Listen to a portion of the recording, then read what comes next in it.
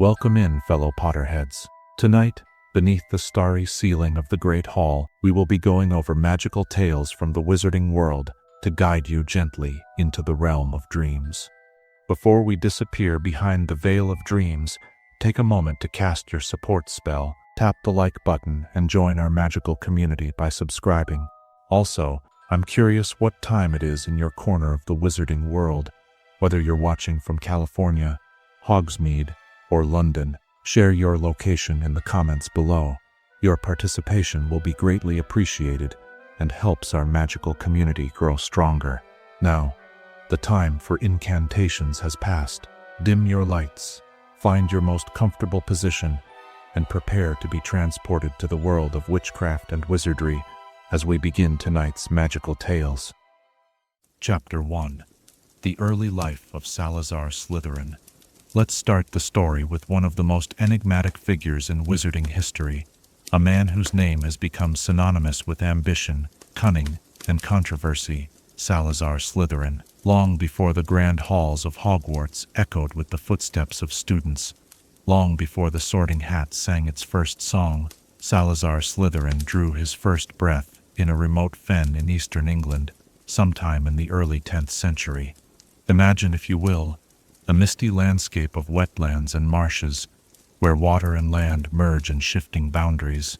It was in this liminal space, neither wholly solid nor liquid, that the Slytherin family made their home. The Slytherin family was an ancient one, their bloodline pure, and their reputation formidable among the scattered wizarding communities of Anglo-Saxon England. In an age when magical folk lived in isolation, protecting their secrets from the growing hostility of the Muggle world, the Slytherins had carved out a sanctuary in the fens, where few dared to venture. The mists provided cover for their magical activities, and the treacherous marshland discouraged unwanted visitors. Young Salazar was born into privilege, but also into peril. The late 900s were dangerous times for those with magical abilities. The spread of Christianity had brought with it a deep suspicion of magic, and those suspected of witchcraft faced persecution, torture, and death. For magical children born into Muggle families, accidental magic could be a death sentence. For those born into wizarding families, like the Slytherins, secrecy was not merely a tradition, it was survival.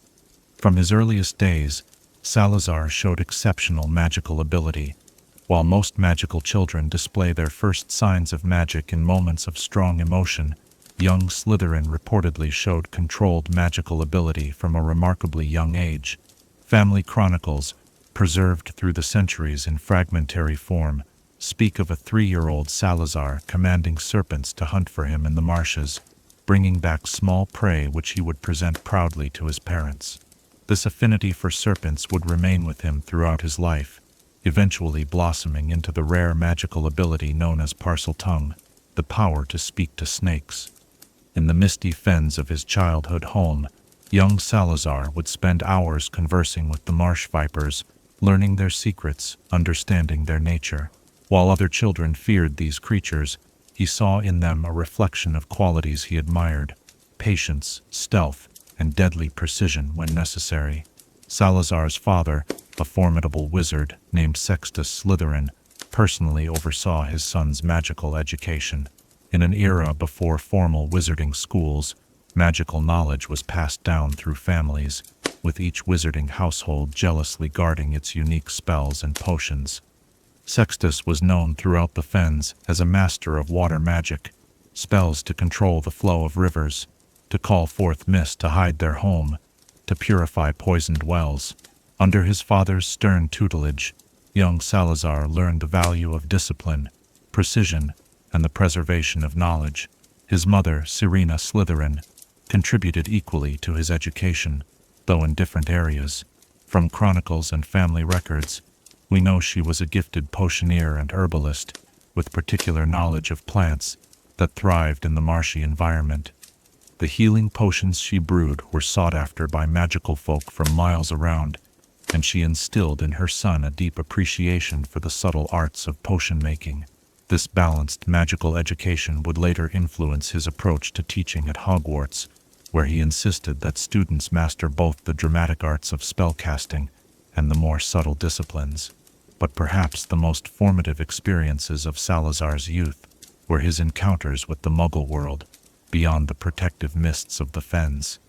Historical accounts differ on the exact nature of these encounters, but most agree that they were deeply traumatic.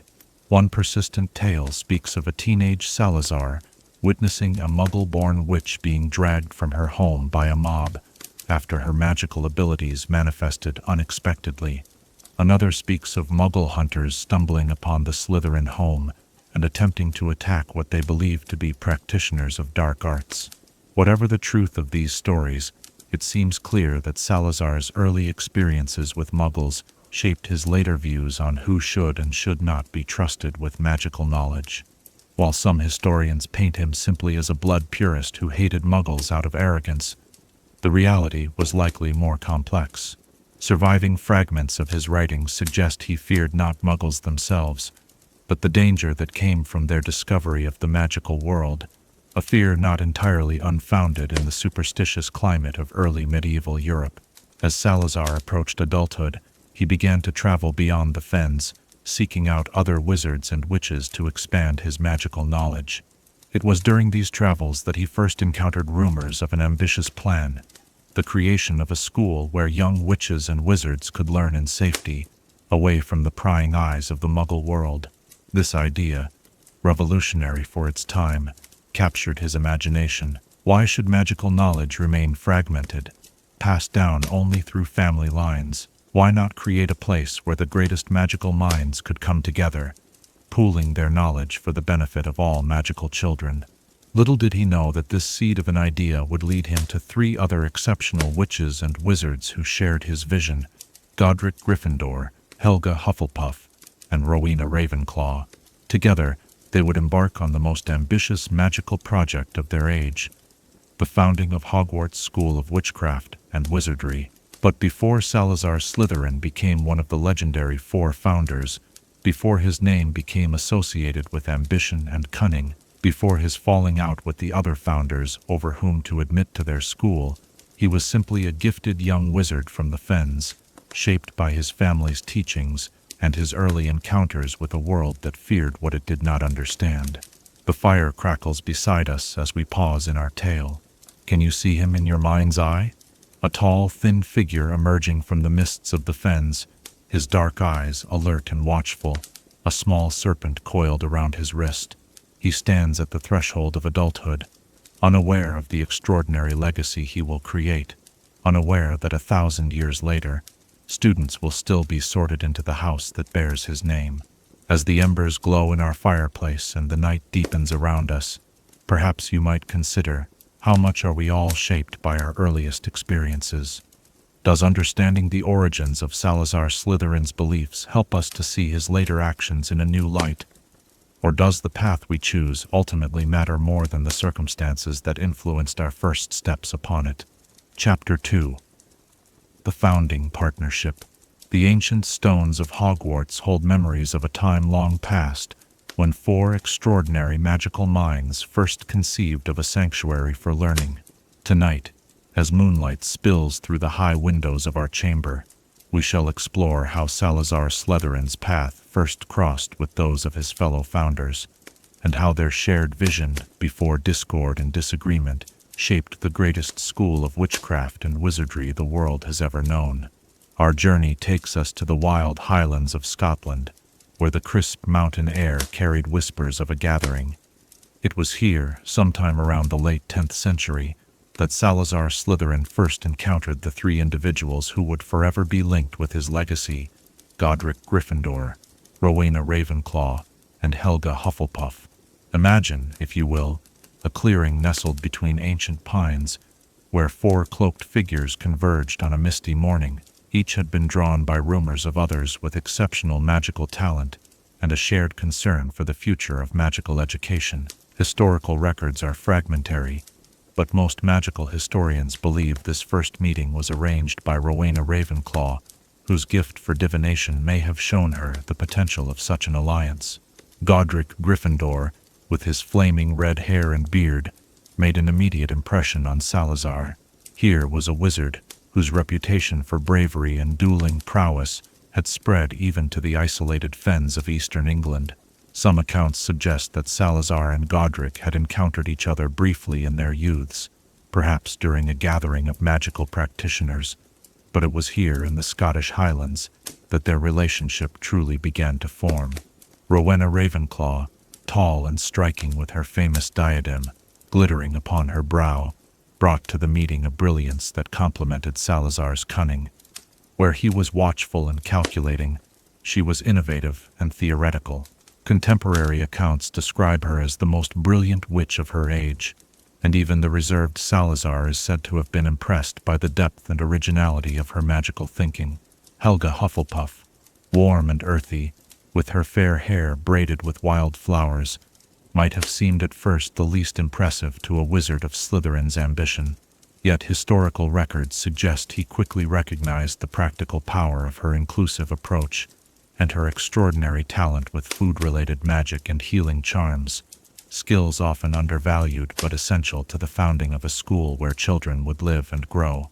As the morning mists dissolved into sunlight, these four extraordinary individuals shared their vision of a school unlike any the wizarding world had seen, a place where magical knowledge would be preserved, systematized, and passed on to new generations. Imagine them seated around a conjured table, magical maps and plans floating in the air between them, their excited voices rising and falling as they built upon each other's ideas. For Salazar, whose isolated upbringing had instilled in him both a love of magical knowledge and a fierce desire to protect it, the concept was revolutionary. Rather than magical learning remaining scattered among families and isolated practitioners, vulnerable to being lost forever if a single wizard died without an apprentice, Hogwarts would become a repository of all magical wisdom. In those early planning meetings, Slytherin contributed his considerable expertise in several areas. His mastery of architectural enchantments proved invaluable in conceptualizing a castle that could house hundreds of students while remaining hidden from Muggle eyes. The moving staircases that still confound first years today were reportedly his innovation, a security measure designed to confuse any non-magical intruders who might somehow breach the castle's outer defenses. Slytherin also brought to the partnership his exceptional knowledge of water magic, inherited from his father. The enormous lake beside which Hogwarts was eventually built became an integral part of the school's defenses, with Slytherin establishing enchantments that would allow the founders to control its waters in times of danger. Some magical historians believe he was also responsible for negotiating the original treaty with the merpeople who would come to inhabit the lake, though this remains a subject of scholarly debate. But perhaps Salazar's most significant contribution in those early days was his insistence on secrecy. While all four founders agreed on the need to hide their school from Muggle society, it was Slytherin who devised many of the concealment charms that still protect Hogwarts today. The enchantment that makes the castle appear as a dangerous ruin to any Muggle who approaches it bears the unmistakable magical signature that characterizes Slytherin's work. Subtle, layered, and extremely difficult to break. As plans took shape, a genuine friendship formed between Salazar and Godric Gryffindor. Though different in temperament, Godric bold and forthright where Salazar was cautious and calculating, they shared a fierce intellectual curiosity and a powerful magical ability that set them apart even among accomplished witches and wizards. Contemporary accounts speak of friendly dueling contests between them that drew spectators from miles around, eager to witness the extraordinary display of magical skill. One such account, preserved in the personal diary of a 10th century witch named Elfrida Boltby, describes how the earth trembled and the sky darkened when Gryffindor and Slytherin dueled, though she notes that, however fierce their magical combat, always did they end with clasped hands and shared laughter. It was a friendship that would become the stuff of legend and make its eventual dissolution all the more tragic. As the founders moved from planning to action, securing the land upon which Hogwarts would be built, they began to discuss the structure of the education they would provide. Here, Salazar's influence was profound. He argued successfully for a house system, wherein students would be sorted according to their natural inclinations and talents. This approach, he reasoned, would allow for more targeted instruction and create smaller communities within the larger school where students could find mentorship and belonging. In establishing the qualities his own house would value, Slytherin looked to the traits that had served him well in his own life: ambition that drove achievement, cunning that found solutions where brute force failed, resourcefulness that made the most of limited means, and determination that persevered against obstacles. These were not, in his view, negative qualities, but essential tools for survival and success in a challenging world. The Slytherin common room and dormitories reflect his aesthetic and philosophical sensibilities. Unlike Gryffindor's tower, reaching toward the sky, Slytherin created spaces that extended beneath the lake, with windows looking out into the mysterious green depths. The cool, elegant rooms with their underwater views served a practical purpose, reminding his students to be thoughtful and observant, to look beneath the surface of things. The serpentine motifs that adorn the common room celebrate both his personal affinity for these creatures and the qualities they represented to him: patience, adaptability, and precision. Yet, even as Hogwarts Castle took shape on its rocky promontory beside the lake, as enchantments were laid and foundations blessed with ancient magic, the seeds of discord were being sown. Subtle disagreements arose among the founders about which students should be admitted to their school. While these differences were initially set aside in service of the greater goal, they would eventually grow into a rift that would define Slytherin's legacy. But that part of our tale must wait for another time. For now, let us linger in those golden days of cooperation and shared purpose, when 4 extraordinary magical minds came together to create something greater than any could have achieved alone. Imagine the pride Salazar must have felt as the castle's walls rose stone by stone, as corridors and classrooms took shape according to their collective vision. Imagine the satisfaction as the first students arrived, wide-eyed with wonder at what had been created for them. The fire burns low now, its gentle light casting long shadows across our chamber.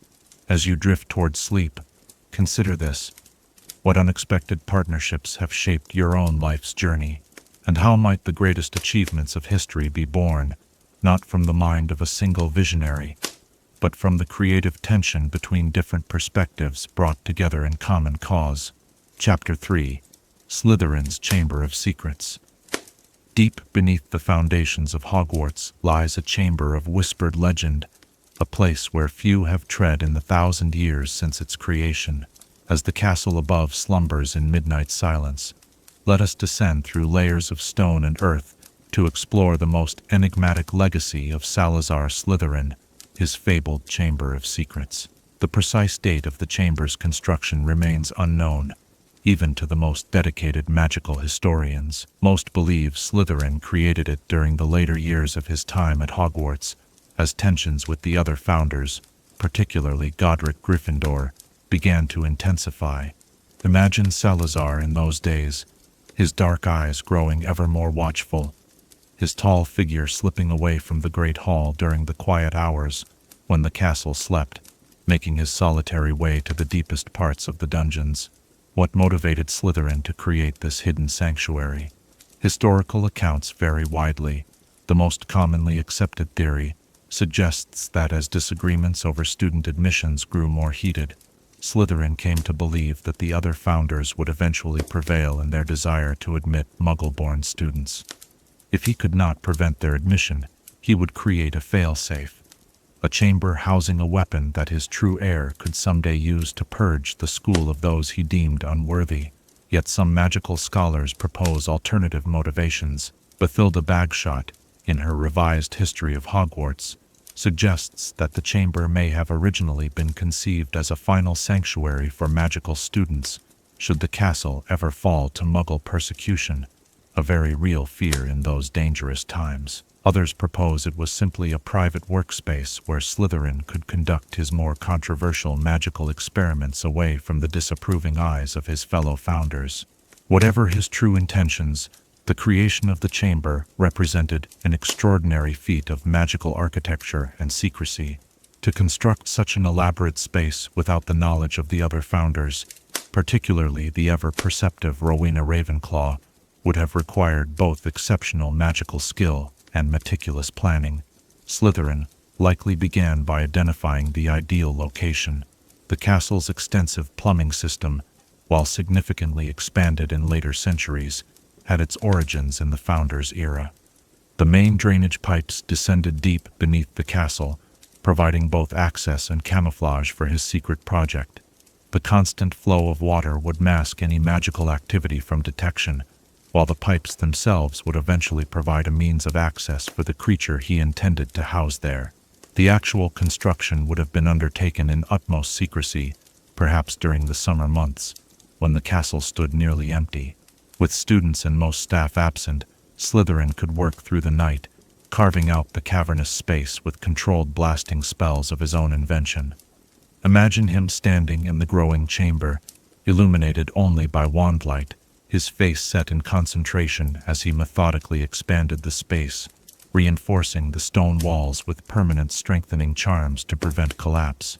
The chamber itself took shape as a long, rectangular hall with towering stone pillars intertwined with carved serpents. At the far end, Slytherin created a monumental statue of himself, reaching from floor to ceiling. The stern face, with its long beard and hollow eye sockets, overlooked the chamber like a watchful guardian. Inside this statue, he would conceal the entrance to an even more hidden space, the nest for the basilisk. The architectural style reflected Slytherin's preference for the emerging Romanesque elements of his era, but with distinctly serpentine modifications. Each pillar was carved to resemble coiling snakes, their emerald eyes seemingly following visitors through the chamber. The floor, polished to a mirror shine, was inlaid with subtle serpent patterns in silver and malachite, visible only when struck by direct light at certain angles, a hidden signature of the chamber's creator. Slytherin incorporated sophisticated magical defenses into his creation. The entrance in the bathroom was sealed with a Parseltongue password, ensuring that only he or his descendants could access it. Some magical historians believe he also included detection wards that would alert him if anyone attempted to find or enter the chamber. The entire space was likely rendered unplottable, impossible to map magically, and protected with anti-detection charms that would confound even the most determined magical surveillance. But the most significant feature of the chamber was not its architecture or its defenses, but what Slytherin placed within it, a basilisk egg, carefully hatched under a toad according to ancient magical practice. The basilisk, king of serpents, represented the ultimate weapon in Slytherin's mind. With its lethal gaze and venomous fangs, a fully grown basilisk could indeed purge the school of students, should his heir one day command it to do so. Yet even with such a deadly creature, Slytherin incorporated safeguards. The basilisk would remain dormant until called by a Parselmouth, one with the rare ability to speak to snakes. It would be bound by magical constraints to obey only those of Slytherin's bloodline, and critically, it could move through the castle's plumbing system without detection, striking and retreating without revealing the chamber's existence. Imagine the basilisk as Slytherin first placed it in the chamber, a newly hatched serpent, perhaps no larger than a garden snake, its scales gleaming emerald in the wandlight, its lethal yellow eyes still small and unfocused. Did Slytherin feel a moment of doubt as he looked upon this creature, knowing the destruction it might one day cause? Did he whisper final instructions to it in Parseltongue, explaining the long wait ahead before his heir would come to awaken it? Historical records suggest that Slytherin employed time-specific enchantments to sustain the basilisk through what could be centuries of dormancy. He created a self-maintaining habitat within the deepest part of the chamber, with magical provisions for water, heat, and even occasional nourishment that would materialize at scheduled intervals. The basilisk would enter a magical hibernation, aging far more slowly than normal, awakening only briefly at these feeding times before returning to its suspended animation. The final element of Slytherin's plan involved leaving clues for his eventual heir. He could not know when this descendant might come to Hogwarts, or what knowledge of their ancestry they might possess. The entrance to the chamber, while hidden, needed to be findable by one who knew what to seek. The ghost stories about moaning spirits in the bathroom, which persist to this day, may have originated with subtle enchantments Slytherin placed to draw attention to the area. The snake fixtures on the sinks, unusual even by wizarding standards, served as another marker. More significantly, Slytherin is believed to have left coded references in books and scrolls within the Slytherin common room and private collection. These references, while meaningless to most readers, would contain patterns recognizable to a Parselnoth. Some magical historians suggest he may even have embedded memories or messages within certain artifacts associated with his house, though none have ever been conclusively identified. With the chamber completed, Slytherin faced the challenge of keeping it secret, not only from the other founders, but from the countless magical detection systems being incorporated into the growing castle. Here, his friendship with Godric Gryffindor, still intact if strained, proved unexpectedly useful, as Gryffindor developed magical protections for the castle focused on detecting external threats. Slytherin subtly suggested modifications that would leave blind spots in the internal detection network, particularly in the lower levels of the castle. The existence of the chamber remained Slytherin's most closely guarded secret until near the end of his time at Hogwarts. Some historical accounts suggest that suspicions about his activities may have contributed to the final confrontation with Godric Gryffindor that led to his departure from the school.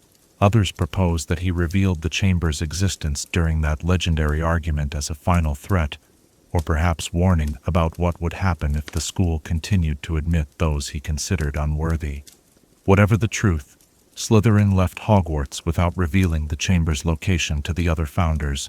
Despite extensive searches, particularly by Rowena Ravenclaw, whose analytical mind was troubled by the possibility of an unknown space within her carefully designed castle, the chamber remained undiscovered. The passing years transformed it from historical fact to dubious legend, with many believing it to be merely a metaphor for Slytherin's secretive nature rather than a physical space. Not until 1,000 years later, when Tom Riddle, Slytherin's distant heir, walked the halls of Hogwarts, would the chamber be opened and its deadly occupant awakened. And then again, 50 years after that, the chamber would play host to a confrontation that would help shape the outcome of the Second Wizarding War, as Harry Potter faced both the basilisk and the memory of Riddle himself within its ancient walls. As our exploration of the chamber draws to a close, the echoing drip of water from distant pipes reminds us that some secrets remain buried deep, waiting for the right moment, or the right person to bring them into the light. The flickering torchlight casts long shadows across the serpentine pillars as we make our imaginary way back to the surface world, leaving the basilisk to its ancient slumber. What hidden places exist within your own understanding of the world around you? And would you, like Slytherin, go to extraordinary lengths to create a legacy that might lie dormant for centuries, waiting for the perfect moment to fulfill its purpose? Chapter 4. The infamous Falling Out. Time weaves its tapestry in curious patterns, with threads of harmony often giving way to strands of discord. As the flames in our hearth cast dancing shadows across the walls, let us turn to perhaps the most somber chapter in the tale of Hogwarts creation, the growing tensions and eventual schism between Salazar Slytherin and his fellow founders, a rift whose consequences would echo through wizarding history for a millennium to come. In the early years of Hogwarts, the four founders worked in remarkable harmony despite their different temperaments and philosophies. The castle rose stone by stone, corridor by corridor, each founder contributing their unique magical gifts to create a sanctuary of learning unlike any the wizarding world had seen before. Students began to arrive, children with magical ability discovered across Britain, and the dream that had drawn four exceptional minds together was at last realized. For a time, perhaps as long as a decade by some historical accounts, Hogwarts flourished under the guidance of its four creators. Imagine the Great Hall in those early days, with four grand chairs at the high table rather than the headmaster's throne we know today. Gryffindor with his magnificent sword at his belt, Ravenclaw with her famous diadem glittering upon her brow, Hufflepuff with her golden cup before her, and Slytherin with a locket of silver and emerald at his throat, emblems of power that would one day become scattered, hidden, and corrupted. Yet beneath this surface of cooperation, fundamental disagreements were taking root. The most significant of these concerned the question of student admittance, specifically whether those born to Muggle parents should be welcomed at Hogwarts. Historical records from this period are fragmentary at best, often colored by later biases, but most magical historians agree that this question became the central point of contention between Slytherin and the other founders. Salazar Slytherin's position on this matter was complex, shaped by the experiences of his youth. Having witnessed firsthand the persecution of magical individuals by superstitious Muggle communities, he harbored deep concerns about the security risks posed by admitting Muggle-born students. In his view, these children maintained connections to the Muggle world that could potentially expose the school and its inhabitants to danger. Moreover, they had not been raised with knowledge of magical traditions and history, entering Hogwarts as outsiders to the culture they were joining. But there was another, more practical concern that some historical accounts attribute to Slytherin, one that modern discussions often overlook. In an age before the trace and other magical monitoring systems, when accidental magic could lead to witch burnings, magical children in Muggle families often suppressed their abilities out of fear, or were taught to hide them. By the time they reached Hogwarts age, this suppression sometimes resulted in stunted magical development.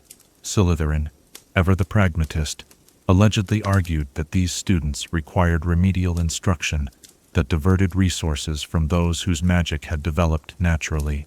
Godric Gryffindor took a diametrically opposed view. Bold and idealistic, he saw magical ability as a gift that transcended birth and background. In his eyes, courage and determination were what mattered, not ancestral connections to wizarding families. Historical accounts suggest that Gryffindor was particularly moved by cases of Muggle-born children who displayed exceptional magical talent despite their disadvantaged beginnings. For him, denying these children education at Hogwarts represented not only an injustice but a squandering of magical potential. Rowena Ravenclaw approached the question from an intellectual perspective.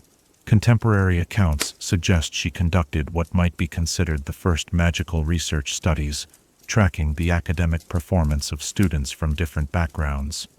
When her data showed no significant difference in magical aptitude between pure-blood and Muggle-born students who received the same instruction, she sided firmly with Gryffindor. For Ravenclaw, the pursuit of knowledge was paramount, and limiting the school based on birth seemed illogical when her evidence contradicted Slytherin's concerns about magical ability. Helga Hufflepuff, with her inclusive nature, took perhaps the strongest stance against Slytherin's position. "I'll take the lot," she famously declared, "and teach them all the same." For Hufflepuff, Hogwarts was not merely a school but a sanctuary where any child with magical ability deserved protection and instruction. Historical accounts suggest she was particularly concerned about the fate of Muggle-born children who might otherwise face persecution without proper magical training to protect themselves. As the years passed, these philosophical differences grew from occasional disagreements into a persistent source of tension. Imagine the founders' meetings in those later days. 4 powerful magical presences gathered in a tower chamber, voices rising as the same arguments were revisited with increasing frustration. Where once they had finished their discussions with compromises and shared meals, now they departed in uneasy silence, retreating to their separate domains within the castle. Students began to notice the cooling relations between their teachers. The houses, initially conceived as merely different approaches to education, gradually took on the character of competing factions. Slytherin students, picking up on their founders' growing isolation, became more insular and defensive. The other houses, in turn, grew increasingly suspicious of Slytherin's methods and motives. The situation reached its breaking point during what magical historians now call the Founders' Schism. While the exact details remain shrouded in legend, most accounts agree that the final confrontation occurred after a specific incident involving a Muggle-born student. Some versions of the story suggest this student was attacked by magical creatures from the Forbidden Forest, vindicated Slytherin's warnings about Muggleborns lacking the instinctive caution that wizard-raised children possessed. Others claim the student performed accidental magic in their home village during the holidays, leading to a mob of Muggles approaching the school, exactly the scenario Slytherin had feared. Whatever the specific trigger, a final, catastrophic argument erupted between Slytherin and Gryffindor. Imagine them facing each other in the Great Hall, two towering magical figures at the height of their powers.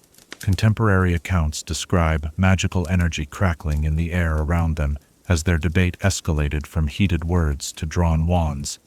Ravenclaw and Hufflepuff reportedly attempted to mediate, but the rift had grown too deep for reconciliation. Some historical sources claim that during this confrontation, Slytherin issued an ultimatum: either the school would adopt his policy on admissions, or he would depart. Others suggest the decision to leave was made in a moment of bitter realization that his vision for Hogwarts would never be implemented. A few fringe historians even propose that Slytherin was actually forced out by the combined will of the other three founders, though most magical scholars dismiss this theory as revisionist. The duel that some stories place at the center of this final confrontation likely contains elements of myth rather than historical fact. While the founders were indeed exceptional magical practitioners, the legendary battle that supposedly cracked the ground and blackened the sky over Hogwarts appears to be a later embellishment. More credible accounts suggest a tense magical standoff that ultimately dissolved when Slytherin, recognizing the immovability of the other's position, lowered his wand and announced his departure. What is certain is that Salazar Slytherin left Hogwarts, never to return during his lifetime. The remaining founders, while relieved that open conflict had been avoided, faced the difficult task of explaining his absence to the students and restructuring the school's operations. Slytherin House remained, now headed by a selected teacher rather than its namesake, but its character began to change in subtle ways without Slytherin's direct influence. The impact on the remaining founders was profound. Contemporary accounts describe Godric Gryffindor as subdued in the months following Slytherin's departure, often seen gazing from the astronomy tower in the direction Slytherin had traveled. Though they had become adversaries, the two men had once been the closest of friends, and the loss of that bond affected Gryffindor deeply. Some historians believe this experience influenced his later emphasis on loyalty as a core virtue of his house. Rowena Ravenclaw reportedly immersed herself in research and teaching following the schism, perhaps finding in intellectual pursuits a refuge from the emotional turmoil of the founders' broken fellowship. Her enhanced focus on individual academic achievement, rather than collaborative research, dates from this period according to historical records. Helga Hufflepuff's response to the schism revealed her remarkable capacity for compassion. Historical accounts suggest she made special efforts to support Slytherin House students, ensuring they did not feel abandoned or stigmatized by their founder's departure. Her actions helped prevent the complete isolation of Slytherin House from the rest of the school community, an isolation that might otherwise have occurred in the emotionally charged atmosphere following the schism. The departure of Salazar Slytherin marked the end of what magical historians now call the Founders' Era at Hogwarts. While the remaining three continued to lead the school for many years, the dynamic vision of four complementary magical approaches working in harmony had been irreparably altered. New systems of governance gradually evolved, eventually leading to the headmaster structure familiar to modern students. Yet even in his absence, Slytherin's influence remained. The house that bore his name continued to embody the qualities he valued: ambition, resourcefulness, cunning, and determination. The Chamber of Secrets lay dormant beneath the school, its existence fading into legend, and perhaps most significantly, the philosophical questions he raised about the relationship between the magical and Muggle worlds, about tradition versus inclusion, about security versus opportunity, continued to echo through wizarding society for centuries to come.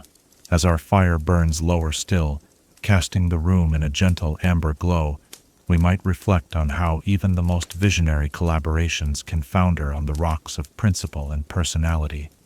The embers shift in the grate, sending shadows dancing across the stones, not unlike the four founders themselves, bright flames that illuminated the wizarding world, but could not, in the end, find a way to burn as one. When deeply held convictions clash with friendship and shared purpose, what price are we willing to pay for standing firm? And is there wisdom to be found in both Slytherin's caution and Gryffindor's openness, a middle path that might have preserved their remarkable partnership had they only the perspective to see it? Chapter 5. Life after Hogwarts. The road stretches before us, winding away from the towering spires of Hogwarts and into the mist-shrouded wilderness beyond. Tonight, we follow the path that Salazar Slytherin himself once walked, departing from the school he helped create, carrying with him a heart heavy with disappointment, yet still burning with magical purpose. What becomes of a founder who leaves his own foundation? Where does a wizard of such profound ability and ambition turn when his grandest vision splinters? Imagine Slytherin on that fateful morning of his departure, a tall figure silhouetted against the dawn light, perhaps pausing at the edge of the lake to cast one final glance at the castle rising from the Scottish Highlands. Did he feel regret in that moment, or was his resolve only strengthened by the sight of what he was leaving behind? Historical records offer us only fragments, but the tapestry of subsequent events allows us to piece together the remarkable second chapter of Slytherin's life. Most magical historians believe that upon leaving Hogwarts, Salazar Slytherin initially traveled southward, returning to the fens of East Anglia, where he had spent his youth. The marshy landscapes of this region, with their shifting boundaries between land and water, had always resonated with his nature. Contemporary accounts place him in isolated settlements across the fens during the year following his departure from Hogwarts, a solitary figure whose presence was noted but rarely welcomed. Slytherin's ancestral home still stood in these wetlands, a sprawling stone structure half hidden by enchantments, rising from a small island of solid ground amidst the surrounding marshes. Magical genealogists believe the house had passed to distant relatives during Slytherin's long absence at Hogwarts, but his return would have commanded respect, if not necessarily warmth. Imagine him reclaiming chambers within this ancient dwelling, rooms where the air hung heavy with memories of his childhood learning and early magical experiments. It was here, in the solitude of his ancestral lands, that Slytherin is believed to have begun the work that would occupy the remainder of his life, the creation of a different kind of magical legacy. If Hogwarts would not be shaped according to his vision, he would channel his considerable talents into other forms of magical achievement. The marshy isolation provided perfect secrecy for experimentation with magic that even his fellow founders might have considered questionable. Foremost among Slytherin's post-Hogwarts pursuits was the refinement of parcel-tongue magic. While his ability to speak with serpents was innate, historical records suggest he developed an entire branch of spellwork that could only be performed by parselmouths. Ancient texts preserved in private collections describe protective enchantments, healing spells, and divination methods that required serpent language for their activation. Through this work, Slytherin ensured that certain magical knowledge would remain exclusively available to his descendants, who inherited his rare linguistic gift. Alongside this specialized magic, Slytherin turned his attention to the creation of magical artifacts. The silver locket set with emeralds that became his most famous possession likely dates from this period. Contemporary accounts describe it as more than merely decorative. It reportedly contained protective enchantments of extraordinary sophistication, capable of warning its wearer of approaching enemies and neutralizing certain poisons. Some magical historians believe the locket also served as a repository for magical knowledge, perhaps containing memories or spells that Slytherin wished to preserve for future generations. The isolation of the fens suited Slytherin's increasingly secretive nature, but it could not satisfy his ambition indefinitely. Historical records place him traveling extensively during the middle years of his life after Hogwarts, journeying to magical communities across Europe and possibly beyond. A reference in the private journals of an 11th-century Byzantine wizard mentions the serpent speaker from the Northern Isles, whose knowledge of water binding surpasses all masters of Constantinople. Similar accounts from magical communities in the Iberian Peninsula and North Africa suggest Slytherin's reputation and influence spread widely during these wandering years. What was he seeking in these travels? Some magical historians believe he was gathering knowledge absent from Britain's magical traditions, particularly in the areas of protective enchantments and magical bloodline preservation. Others suggest he was actively recruiting like-minded wizards and witches who shared his concerns about Muggle magical relations, perhaps establishing a network that would eventually evolve into the pure-blood supremacist movements of later centuries. The truth likely encompasses elements of both theories. Slytherin's intellectual curiosity remained powerful, even as his social and political convictions hardened. During these travels, Slytherin is believed to have fathered at least one child, establishing the bloodline that would eventually lead to the Gaunt family and, many centuries later, to Tom Riddle.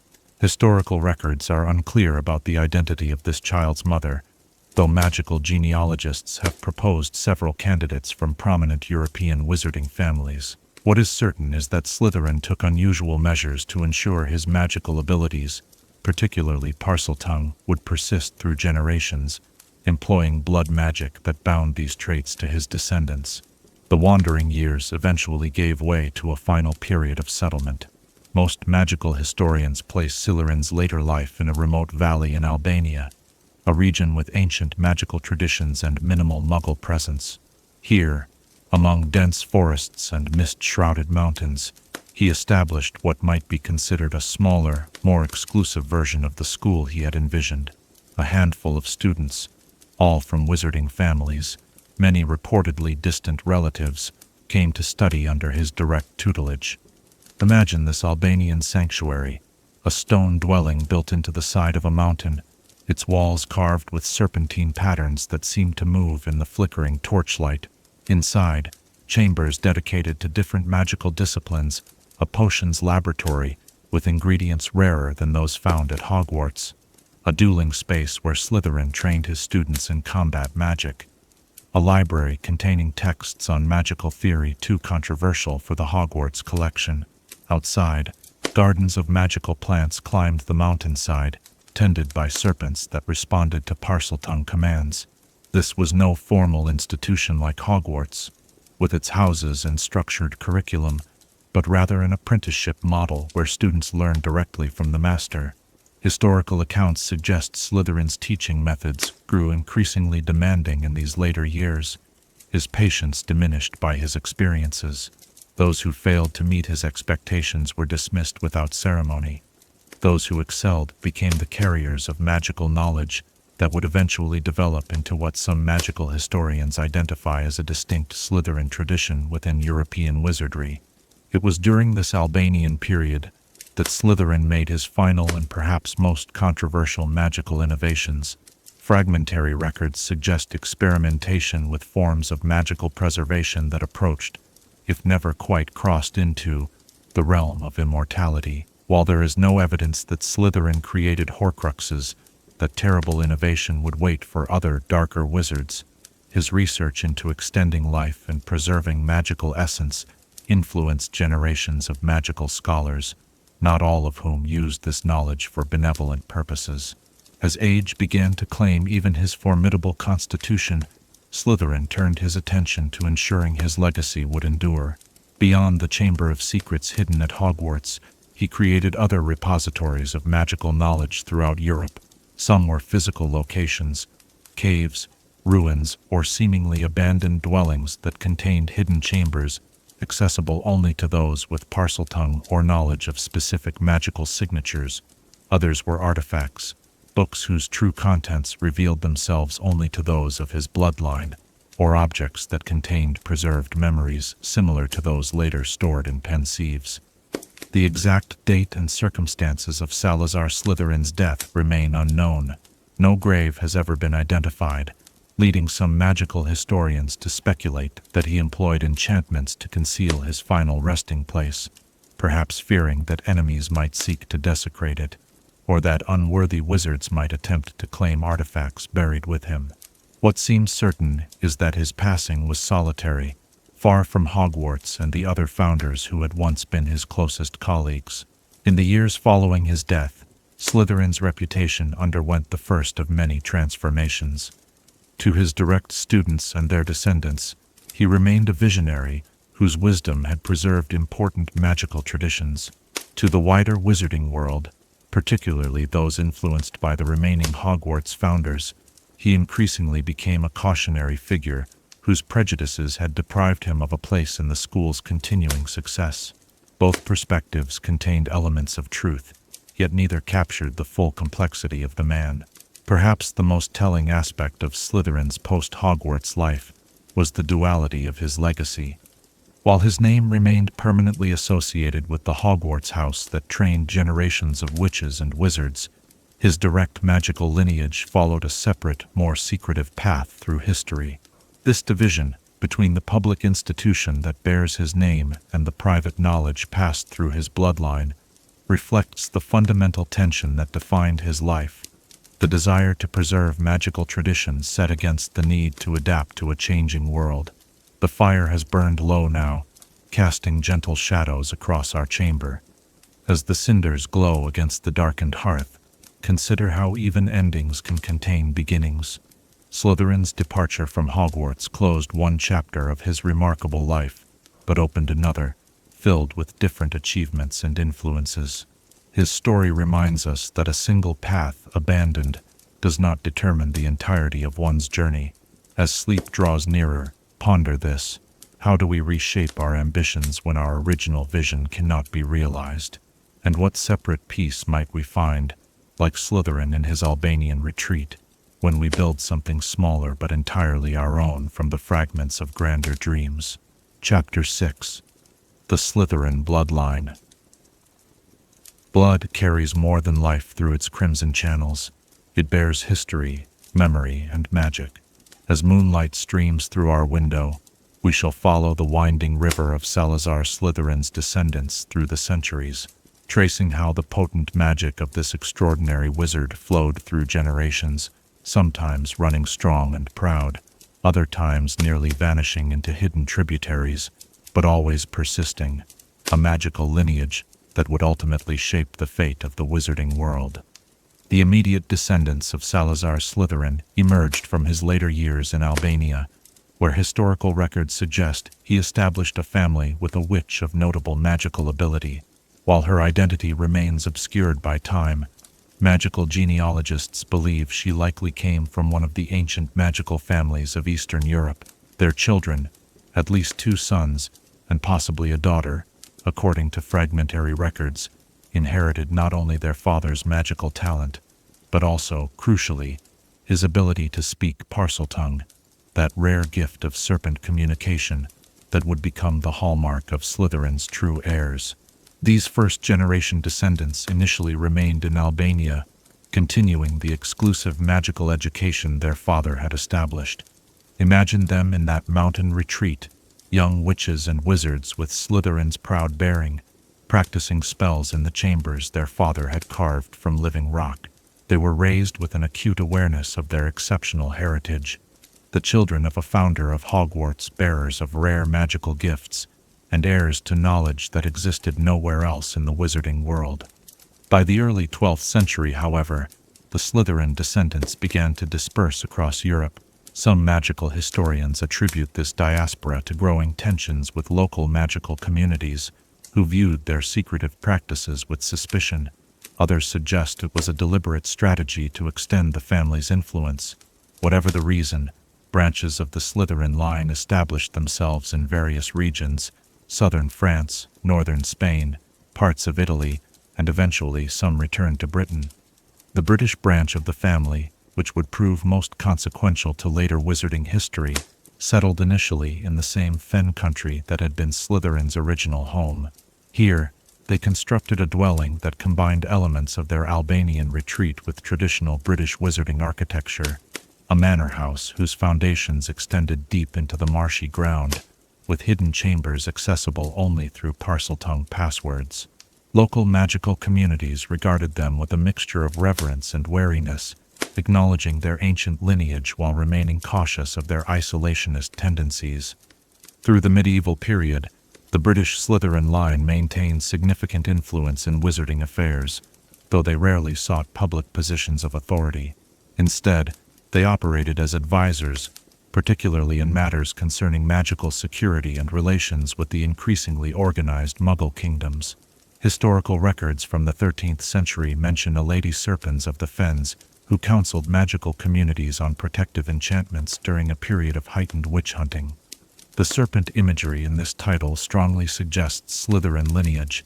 The 14th century brought both prominence and the first signs of decline to the Slytherin bloodline. During this period, the family reached perhaps its greatest public influence when Corvinus Gaunt, a direct descendant of Slytherin, served on the early Wizards' Council that preceded the Ministry of Magic. Historical accounts describe him as a commanding presence, whose proposals for strict separation between magical and Muggle societies gained considerable support during the turbulent years of the Black Death, when Wizard-Muggle relations reached a particularly strained point. Yet this same century also saw the beginning of certain troubling patterns within the bloodline. The family's insistence on maintaining magical purity led to an increasingly limited pool of potential marriage partners. Some branches began the practice of cousin marriages that would eventually contribute to the deterioration of both their magical abilities and their standing in wizarding society. Corvinus Gaunt himself, despite his political accomplishments, is described in contemporary accounts as possessing peculiarities of temperament that made him as feared as he was respected. It was Corvinus who made perhaps the most significant contribution to preserving Slytherin's original legacy at Hogwarts. When the castle underwent extensive renovations in the 18th century, including the installation of modern plumbing that might have revealed or destroyed the entrance to the Chamber of Secrets, Corvinus, who attended Hogwarts during this period, secretly ensured the entrance remained intact and functional. His diary, fragments of which survive in private collections, describes how he used his Parseltongue abilities to modify the enchantments protecting the chamber, adapting them to incorporate the new bathroom fixtures while maintaining their essential security. "The chamber of my noble ancestor," he wrote, "shall remain sealed until such time as his true heir returns to complete his noble work.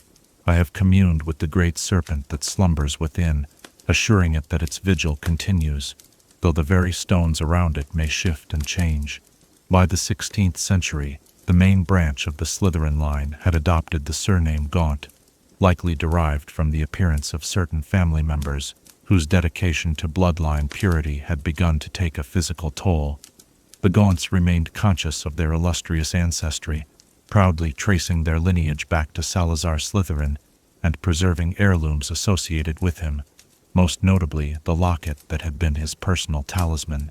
Yet even as they clung to their heritage, their position in wizarding society steadily declined. The family's once substantial wealth dwindled through poor management and an increasing detachment from the evolving magical economy. Their political influence waned as their views came to be seen as increasingly extreme and outdated. By the 17th century, magical historians note that the Gaunts had developed a reputation for instability, with several family members displaying behaviors that suggested the genetic consequences of their intermarriage practices. Still, the family maintained one critical distinction: the ability to speak Parseltongue. This rare magical gift, passed down from Salazar himself, served as both proof of their lineage and a source of continuing pride, even as other aspects of their lives deteriorated. Imagine these later Gaunts, their once grand manner fallen into disrepair, still hissing commands to serpents that guarded their dwindling treasures, still believing in their inherent superiority, despite mounting evidence to the contrary. The 18th and 19th centuries saw the Gaunt family's decline accelerate dramatically. They withdrew almost completely from wider wizarding society, retreating to a small cottage in the village of Little Hangleton. This dwelling, a far cry from the grand accommodations their ancestors had enjoyed, became a symbol of their fallen status. A squalid hovel decorated with the nailed skins of serpents, its door adorned with a dead snake, as both warning and declaration of identity. By this point, the family's bloodline purity practices had produced increasingly unstable individuals. Historical records from the Ministry of Magic mention repeated incidents involving Gaunts attacking Muggles in the vicinity of Little Hangleton, resulting in numerous memory charm interventions by the Department of Magical Accidents and Catastrophes. The once proud guardians of Slytherin's legacy had devolved into a family infamous for its volatile behavior and increasingly tenuous grasp on their magical heritage. Marvolo Gaunt, who lived in the late 19th and early 20th centuries, perhaps best embodied this tragic decline. Despite residing in squalor and displaying clear signs of mental instability, he maintained a fanatical pride in his ancestry, treasuring two family heirlooms, Slytherin's locket and a ring set with the resurrection stone, though he remained unaware of its true significance as a deathly hallow. These objects represented the last tangible connections to his illustrious forebear, clutched all the more desperately as all other aspects of the family's greatness slipped away. Marvolo's children, Morfin and Merope, represented perhaps the nadir of the Slytherin bloodline. Morfin inherited the family's instability and Parseltongue ability, using it primarily to threaten Muggles and attach snakes to their doors in disturbing displays. Merope, though possessing magical ability, was so worn down by years of abuse that she could barely perform magic while in her family's presence. The once mighty river of Slytherin's magical prowess had dwindled to a brackish, stagnant pool. Yet it was through Merope that the bloodline would experience its most consequential transformation. Her infatuation with a local Muggle, Tom Riddle Sr., led to a relationship that produced a son who would inherit the dormant greatness of the Slytherin line while embodying its darkest tendencies. Tom Marvolo Riddle, later known as Lord Voldemort, represented both the resurrection and perversion of Salazar Slytherin's legacy. Born in 1926, young Tom grew up unaware of his illustrious magical ancestry. Raised in a Muggle orphanage after his mother's death and his father's abandonment, yet even without knowledge of his heritage, he displayed both the Parseltongue ability and magical power that had characterized his ancestors. When he eventually discovered his connection to Salazar Slytherin during his time at Hogwarts, it provided him with both a sense of identity and a perceived justification for his growing dark ambitions. The cruel irony of the Slytherin bloodline's culmination in Voldemort lies in how thoroughly he both fulfilled and betrayed Salazar's legacy, while he embraced and amplified Slytherin's most controversial beliefs regarding blood purity. He himself was half-blood, the product of a witch and a Muggle, precisely the kind of magical practitioner that Slytherin had allegedly sought to exclude from Hogwarts. He used Parseltongue not as a specialized magical tool as Slytherin had, but primarily as a method of controlling deadly creatures and communicating with followers. And most significantly, he transformed Slytherin's Locket, once a repository of magical knowledge, into a vessel for a fragment of his shattered soul. Tom Riddle also fulfilled Slytherin's vision in one critical respect. He was the heir who finally opened the Chamber of Secrets, unleashing the basilisk against Muggle-born students at Hogwarts. Yet even this act represented a corruption of purpose, where Slytherin had created the chamber as what he viewed as a necessary safeguard for the school's future. Riddle used it primarily as a weapon of terror and a means to create his first Horcrux through the death of Myrtle Warren. Voldemort became the last known descendant of the Slytherin bloodline, its final and most terrible flowering. With his death at the Battle of Hogwarts in 1998, the direct genetic lineage of Salazar Slytherin appears to have come to an end, a bloodline that survived for over 1,000 years, finally extinguished in the very school where its progenitor had once taught. Yet the legacy of the bloodline extends beyond mere genetics. Harry Potter, though not a descendant of Slytherin, acquired the ability to speak Parseltongue through his connection to Voldemort. Though this ability faded after the destruction of the Horcrux within him, it represented a strange magical transference of Slytherin's most distinctive trait. Similarly, students continue to be sorted into Slytherin House at Hogwarts, many displaying the ambition, resourcefulness, and determination that Salazar valued. without sharing his more controversial views on blood status. The embers of our fire cast long shadows now, much like the shadow that Salazar Slytherin's bloodline has cast across wizarding history. From the heights of magical accomplishment to the depths of instability and darkness, the story of this extraordinary lineage reminds us that inheritance is both gift and burden, both opportunity and constraint. As your eyelids grow heavy and sleep beckons, consider this: what aspects of our own heritage do we choose to carry forward, and which do we leave behind? In the complex tapestry of ancestry that shapes each life, how do we honor the worthy threads while learning from the flawed patterns woven by those who came before? Chapter 7. Slytherin's Magical Innovations. Magic flows like water, finding new channels through the minds of those who understand its deepest currents.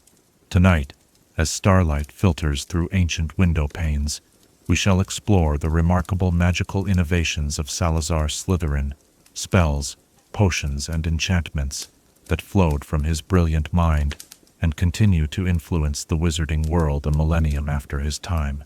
Beyond his contributions to Hogwarts and his controversial views on student admission, Slytherin was first and foremost an extraordinary magical practitioner whose innovations expanded the boundaries of what wizard kind thought possible.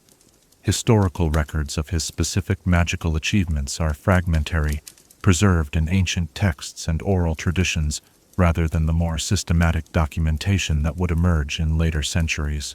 Yet by piecing together these fragments, we can discern the shape of his brilliance.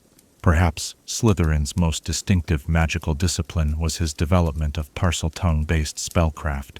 While his ability to speak with serpents was innate, a rare magical talent that would become hereditary in his bloodline, Slytherin was the first known wizard to systematically incorporate this ability into structured magical practice. Imagine him in his private chambers at Hogwarts, or later in his Albanian retreat, methodically documenting the subtle variations in hissing that produced different magical effects, developing a grammar of serpent speech that could be channeled into powerful enchantments. The most basic level of this innovation involved spells that could only be cast in Parseltongue, making them inaccessible to all but the rarest wizards. Historical accounts mention protective wards that recognized and admitted only those who could speak the correct Parseltongue phrase, an early version of the password system that would later guard the Chamber of Secrets. These wards were reportedly impossible to break by conventional magical means, as they operated on a fundamentally different magical principle than standard Latin-based incantations. More sophisticated were spells that actually required the magical properties inherent in Parseltongue itself. Ancient texts preserved in the private collections of pure blood families describe healing enchantments that could neutralize snake venom through counter-resonance, the healer literally speaking in Parseltongue to command the venom to dissipate within the victim's body. Similarly, there are accounts of divination methods where serpents would be enchanted to form patterns that revealed hidden truths, responding to complex series of Parseltongue commands that went far beyond simple communication. Perhaps most impressive were rituals that combined Parseltongue with other branches of magic to achieve effects impossible through either discipline alone.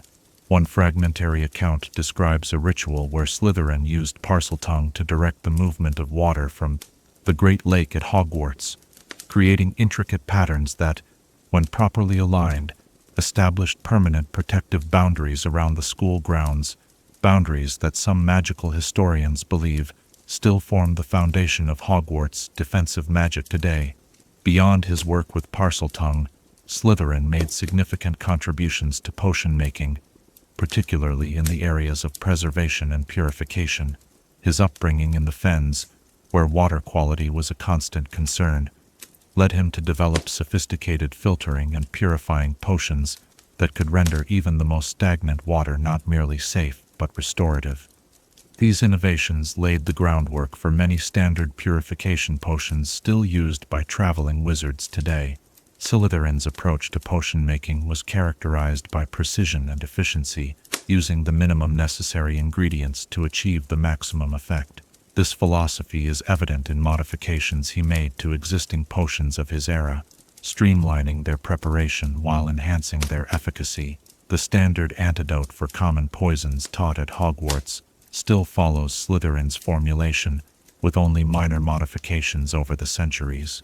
Perhaps most innovative was his work with self-adapting potions, brews that could adjust their properties based on the specific needs of the drinker.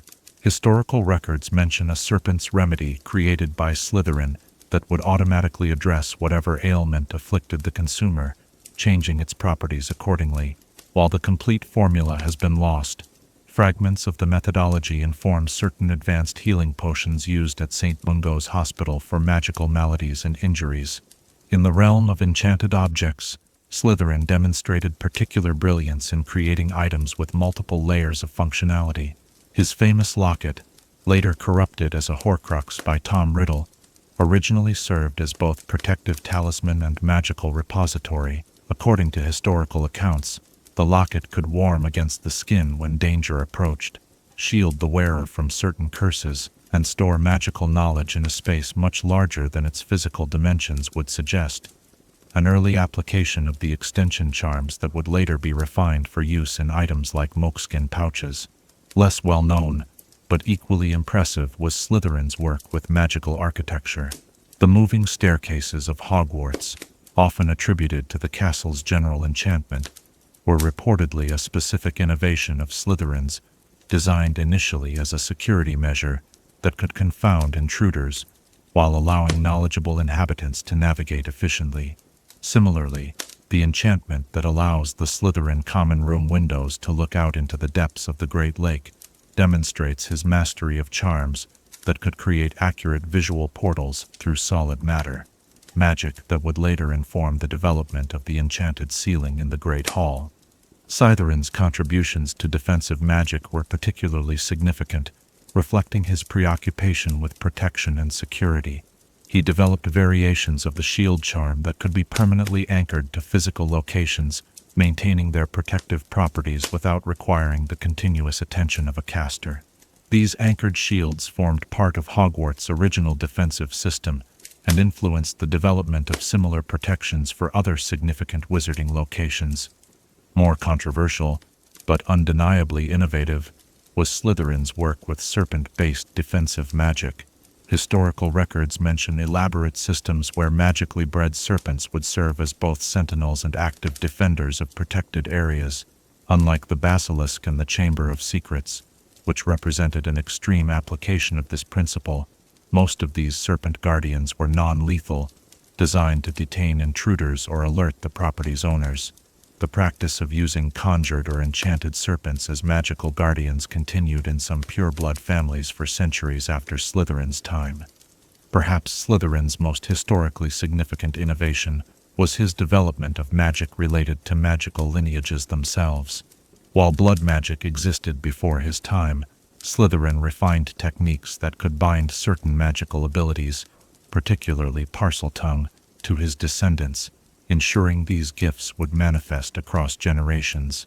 This work required extraordinary precision, as it needed to influence the deeply complex magical properties inherent in wizarding genetics without causing harm to future generations.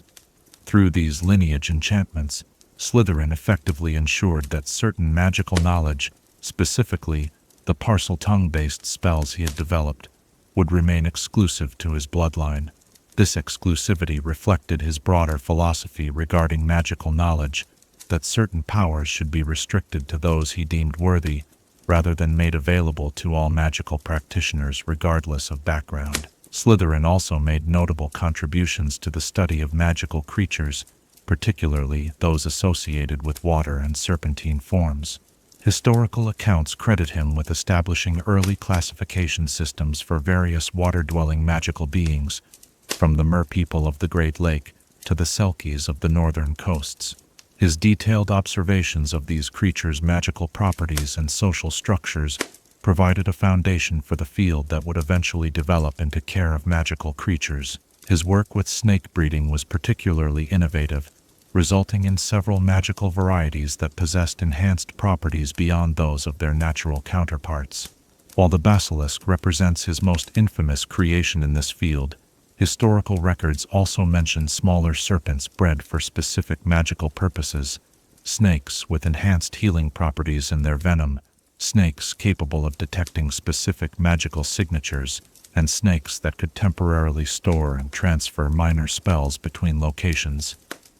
Beyond specific magical disciplines, Slytherin pioneered certain approaches to magical education that influenced generations of practitioners. His emphasis on the practical applications of magic, rather than purely theoretical understanding, became a core principle at Hogwarts that persists to the present day. Similarly, his insistence that students master fundamental skills before attempting more advanced magic established a pedagogical approach still evident in the school's curriculum structure. More subtle but equally important was Slytherin's development of methods to teach magical control. Recognizing that powerful magic required precise channeling of magical energy, he created exercises to help young wizards and witches develop their focus and restraint. These techniques, described in fragmentary teaching notes preserved in private collections, show remarkable similarity to the concentration exercises still taught to first-year students at Hogwarts to prevent accidental magic. Perhaps the most poignant aspect of Slytherin's magical innovations lies in what was lost with his departure from Hogwarts. Historical accounts suggest he took certain magical knowledge with him that he never shared with the other founders, spells, potions, and enchantments that remained exclusively within his possession and were passed only to his direct descendants. Some of this knowledge likely perished entirely with the decline of the Gaunt family, representing magical possibilities that the wizarding world will never recover. Yet even what remains of Slytherin's magical legacy demonstrates the extraordinary breadth and depth of his abilities. From architectural enchantments that have protected Hogwarts for a millennium to potion innovations that still save lives daily, from defensive magic that influenced generations of security practices to breeding techniques that expanded understanding of magical creatures, his contributions to magical knowledge extend far beyond the controversial aspects of his biography that often dominate historical accounts. The stars have shifted in the night sky beyond our window, marking the passage of time as we've explored these ancient magical innovations. Like the constellations above, Slytherin's magical achievements form patterns that continue to guide and influence the wizarding world, even as their creator has passed into history and legend. As sleep begins to gentle your thoughts, consider this: what innovations of our own time will still resonate 1,000 years hence? And how might we, like Slytherin in his moments of brilliant creativity, channel our unique gifts into magic that transcends our individual lives to become part of the enduring current of wizarding knowledge? Chapter 8. The Evolution of Slytherin House. Institutions outlive their founders, evolving in ways both expected and surprising as they pass through the hands of successive generations. As our candles burn lower and the night deepens around us, let us turn our attention to the living legacy that perhaps best embodies Salazar Slytherin's enduring influence on the wizarding world. The Hogwarts house that bears his name and has shaped the education of countless young witches and wizards through 10 centuries of magical history. When Salazar Slytherin departed Hogwarts, he left behind more than just stone walls and hidden chambers. He left a house structured around his educational philosophy, a community of students selected for qualities he particularly valued: ambition, resourcefulness, determination, and cunning. These traits, which Slytherin saw as essential for magical achievement and survival in a hostile world, would remain the core values of his house long after personal memory of the founder had faded into legend. In the immediate aftermath of Slytherin's departure, historical records suggest his house faced a period of uncertainty, with no founder to guide them. Leadership fell to a senior student, a prefect named Theophilus Wilkes, who maintained order until the remaining founders could appoint the first head of Slytherin House, a position that would become one of the most influential at Hogwarts. This first head was Gondolin Oliphant, a former student of Slytherin's who shared many of his views on magical education, while disagreeing with his more extreme positions on blood purity. Imagine her in those early days, gathering Slytherin students in their common room beneath the lake, assuring them that while their founder had gone, the principles of their house remained. Under her steady guidance, spanning nearly 4 decades, Slytherin House began its transition from personalized extension of its founder to institutional entity with its own evolving identity. The early centuries of Slytherin House were characterized by a strong emphasis on traditional magical disciplines, particularly potions and the defensive arts.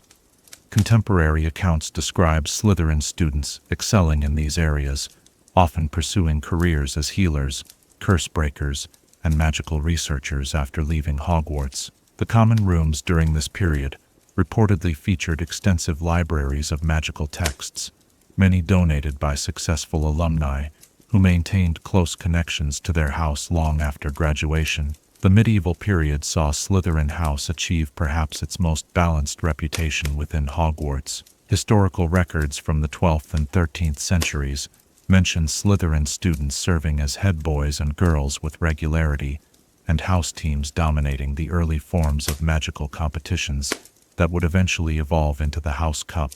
During this golden age, Slytherin was known for producing graduates who rose to prominent positions in the emerging magical governance structures, including several members of the Wizards' Council that preceded the Ministry of Magic. Architecturally, the Slytherin common room and dormitories underwent subtle evolutions during these centuries, while maintaining their essential character. The windows looking out into the lake were enhanced with stronger magical reinforcement to withstand the water pressure at greater depths. The furnishings became increasingly refined, reflecting the house's growing association with older wizarding families of significant means. Yet the serpentine motifs remained constant, honoring the founder whose name the house still bore. By the 15th century, however, subtle shifts in Slytherin's character began to emerge. Historical accounts from this period note an increasing emphasis on blood status among Slytherin students, with pure blood ancestry becoming a point of pride rather than merely incidental. This change reflected broader trends in wizarding society as the pure blood movement gained momentum, but it found particular resonance in Slytherin, where the founder's departure over student admission policies provided a historical justification for such views.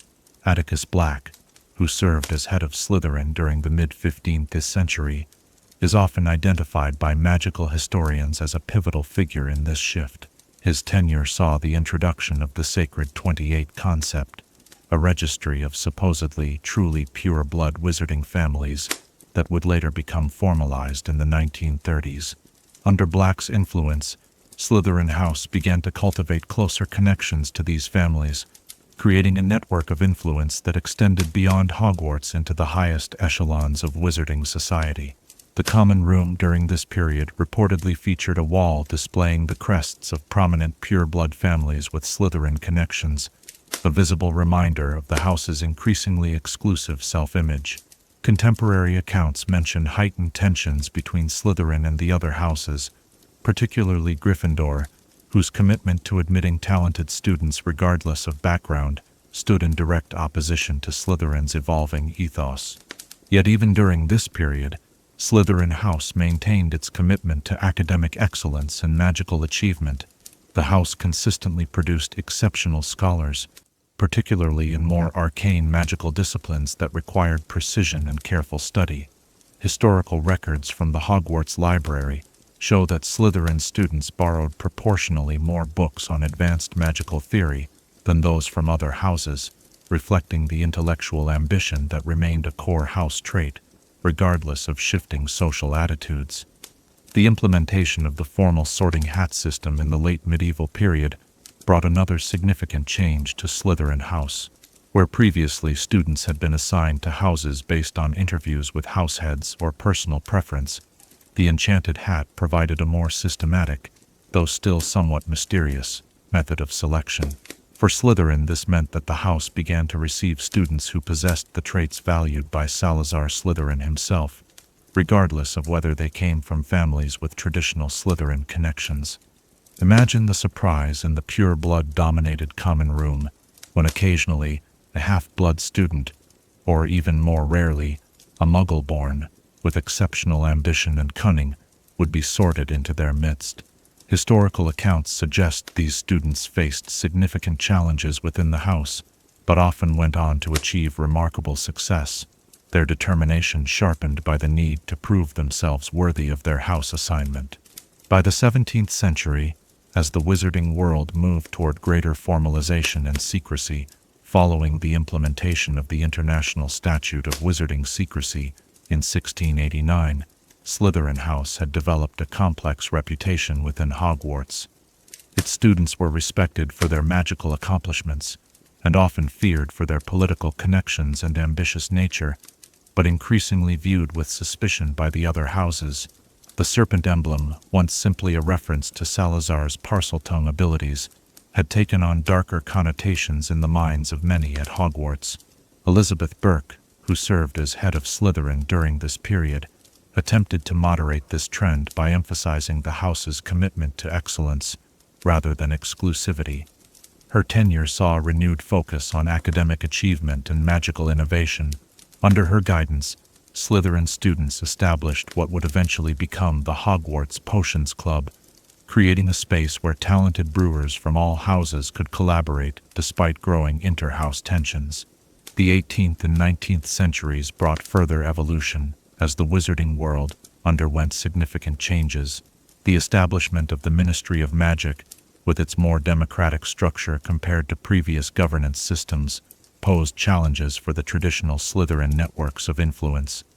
The house adapted by placing greater emphasis on individual achievement and strategic positioning, preparing students to navigate a changing political landscape where old family connections remained valuable but no longer guaranteed advancement. During this period, the house's approach to inter-house relations became increasingly strategic. While maintaining a public posture of superiority, Slytherin students developed sophisticated systems for identifying potential allies in other houses based on shared interests rather than blood status.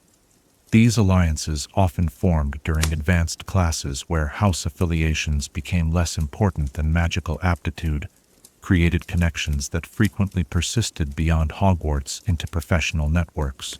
Phineas Nigellus Black, who served as both head of Slytherin and eventually headmaster of Hogwarts in the late 19th century, embodied the complex evolution of Slytherin values. Though firmly committed to notions of pure-blood superiority, he also recognized merit regardless of background and implemented reforms that standardized educational requirements across all houses. His famously unsympathetic approach to students reflected the Slytherin emphasis on self-reliance and personal responsibility, qualities he demanded equally from all at Hogwarts. The early 20th century brought perhaps the most challenging period in Slytherin's history, as the rise of dark wizards with connections to the house, most notably Gellert Grindelwald, who had numerous supporters among Slytherin alumni, though he himself was not a Hogwarts student, cast a shadow over its reputation. Horace Slughorn, who became head of house during this period, responded by emphasizing Slytherin's tradition of cultivating influential connections rather than its more controversial aspects. Slughorn's Slug Club, which admitted talented students from all houses but particularly showcased Slytherin achievement, represented an attempt to rehabilitate the house's image through association with success rather than ideology. Under his leadership, Slytherin maintained its emphasis on ambition while presenting this quality as an admirable drive for achievement rather than a potentially dangerous thirst for power. The rise of Tom Riddle, however, would ultimately undo much of this rehabilitative work. Though Riddle's exceptional abilities initially made him the perfect exemplar of Slytherin achievement, his transformation into Lord Voldemort and subsequent recruitment of followers predominantly from Slytherin House cemented public perception of the house as a breeding ground for dark wizards. During the First Wizarding War, Slytherin graduates were often viewed with automatic suspicion, a prejudice that caused significant harm to many who had no connection to Voldemort's movement. The years between the wars saw Severus Snape assume the position of head of Slytherin, bringing a complex new dimension to the house's leadership. As a half-blood who had risen to prominence through magical brilliance rather than family connections, Snape embodied certain traditional Slytherin virtues while challenging others. His complicated loyalties during the Second Wizarding War, ultimately revealed to lie with Dumbledore and the Order of the Phoenix despite his convincing performance as a Death Eater, offered a powerful reminder that Slytherin traits like cunning and resourcefulness could serve noble ends as well as dark ones. During the brief period when Hogwarts fell under Death Eater control, Slytherin House experienced its darkest chapter, becoming privileged above the others and exempt from the harsh punishments inflicted on students who resisted the new regime. Yet even in this period, historical accounts note that some Slytherin students secretly provided assistance to the resistance, recognizing that their house's emphasis on self-preservation could include protecting fellow students regardless of house affiliation. The aftermath of the Battle of Hogwarts brought perhaps the most significant reconsideration of Slytherin House since its founding. With Voldemort defeated and many negative associations freshly reinforced by the role Death Eaters had played in the conflict, the house faced existential questions about its place at Hogwarts. Would parents now resist their children being sorted into Slytherin? Would the house forever be defined by its darkest members, rather than its many accomplished graduates who had chosen different paths? The reforms implemented by Headmistress Minerva McGonagall in the post-war period sought to address these concerns while preserving the valuable aspects of Slytherin tradition. Greater emphasis was placed on inter-house cooperation, with the house point system modified to reward collaborative projects. The Slytherin common room was renovated, maintaining its underwater windows and elegant atmosphere while removing some of the more intimidating decorative elements that had accumulated over centuries. Perhaps most significantly, the qualities emphasized in descriptions of Slytherin for new students were carefully reframed. Ambition was presented as the drive to achieve one's full potential, cunning as creative problem-solving, determination as the perseverance to overcome obstacles, and resourcefulness as the ability to thrive in challenging circumstances. These interpretations, while remaining true to Salazar Slytherin's original values, highlighted their positive applications rather than their potentially darker expressions.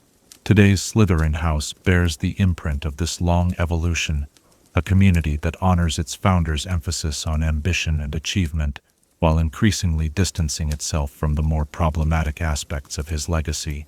Modern Slytherins include students from diverse backgrounds united by their drive to succeed and their strategic approach to challenges.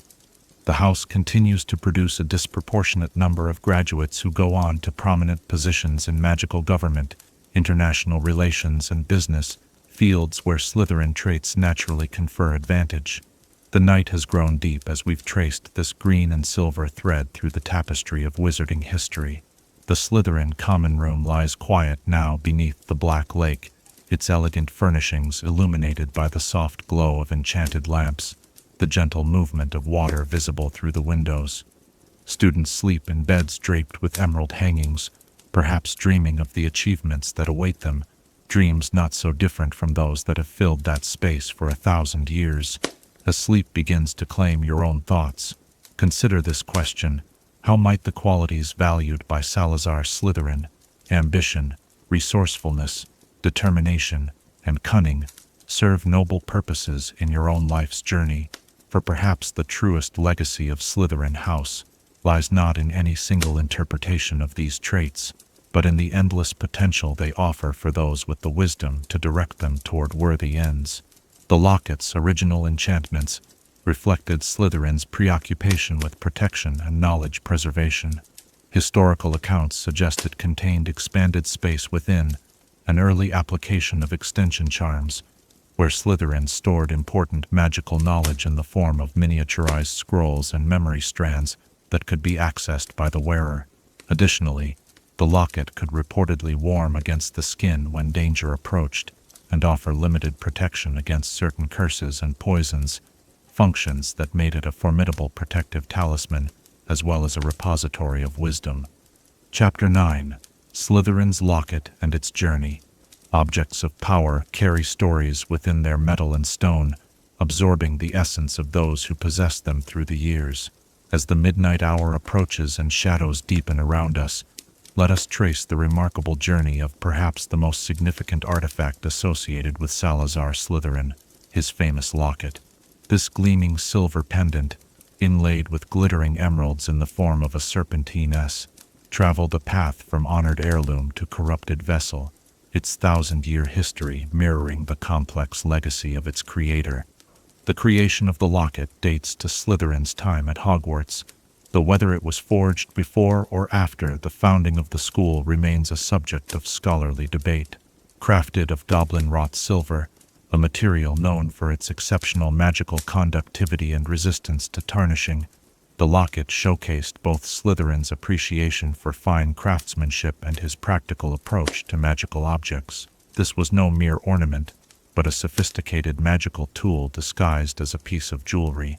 The serpentine S, inlaid in emeralds, served multiple purposes beyond simply representing Slytherin's initial. The tiny emeralds were reportedly enchanted to absorb ambient magic from the environment, slowly charging the locket's protective capabilities over time. The serpentine shape facilitated the flow of this magical energy throughout the piece, creating a self-sustaining enchantment that allowed the locket to maintain its powers indefinitely, without requiring recharging by the wearer. During Slytherin's lifetime, the locket rarely left his person. Imagine these early inheritors, powerful witches and wizards, still close enough to Slytherin's time to remember him as an ancestor rather than a legendary figure, drawing on the locket's stored knowledge and protective enchantments as they navigated the increasingly complex political landscape of medieval wizarding Britain. The locket's journey through the centuries mirrored the gradual decline of the Slytherin bloodline itself. As the family's fortunes waned and its members grew increasingly isolated, the locket took on heightened significance, a tangible reminder of their illustrious ancestry, even as other markers of status slipped away. Contemporary accounts describe him wearing it for all significant magical workings and ceremonial occasions at Hogwarts. When he departed the school after his falling out with the other founders, the locket went with him, one of the few physical connections that remained between Slytherin and the institution he had helped create. After Slytherin's death, the locket passed to his direct descendants, becoming the most prized heirloom of his bloodline. For several generations, it was worn by the head of the family as a symbol of their lineage and magical authority.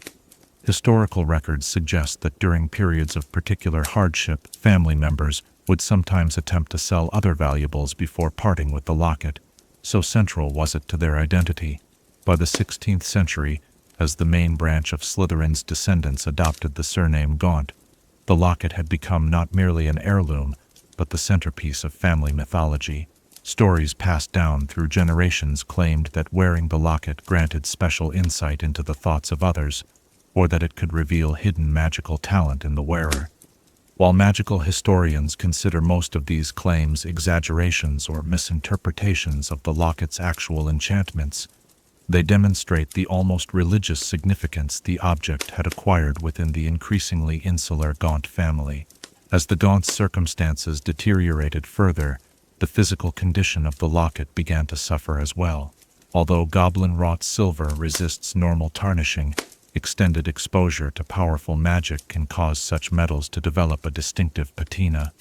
The locket, worn by generations of magical practitioners, and sometimes used in increasingly desperate attempts to restore family fortunes through questionable magical workings, gradually developed a darkened surface that obscured some of its original luster. The most dramatic chapter in the locket's pre-modern history came during the lifetime of Corvinus Gaunt in the 18th century. Historical accounts suggest that Corvinus, facing financial ruin, briefly pawned the locket to a wizard moneylender in Knockturn Alley to secure funds for an investment opportunity.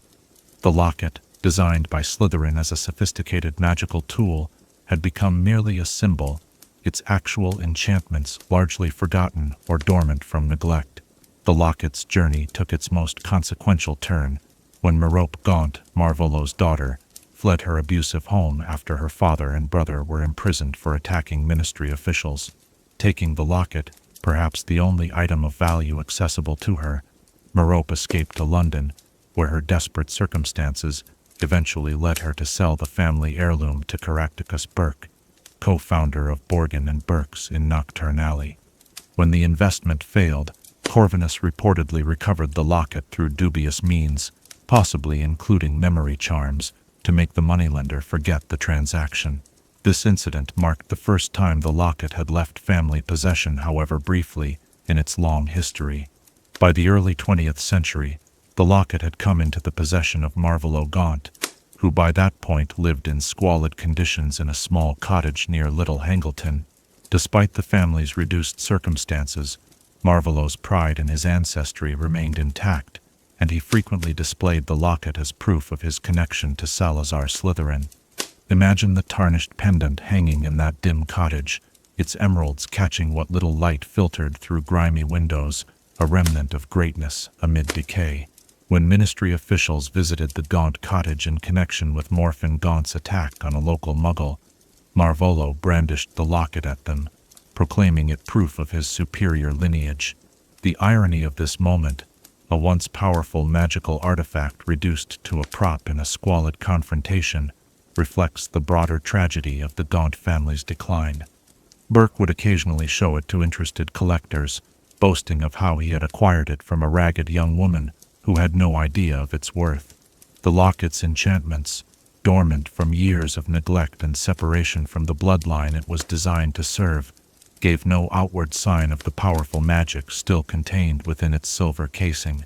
It was in this shop that the locket's path crossed once more with that of Slytherin's bloodline, though in a form neither Salazar nor generations of Gaunts could have anticipated.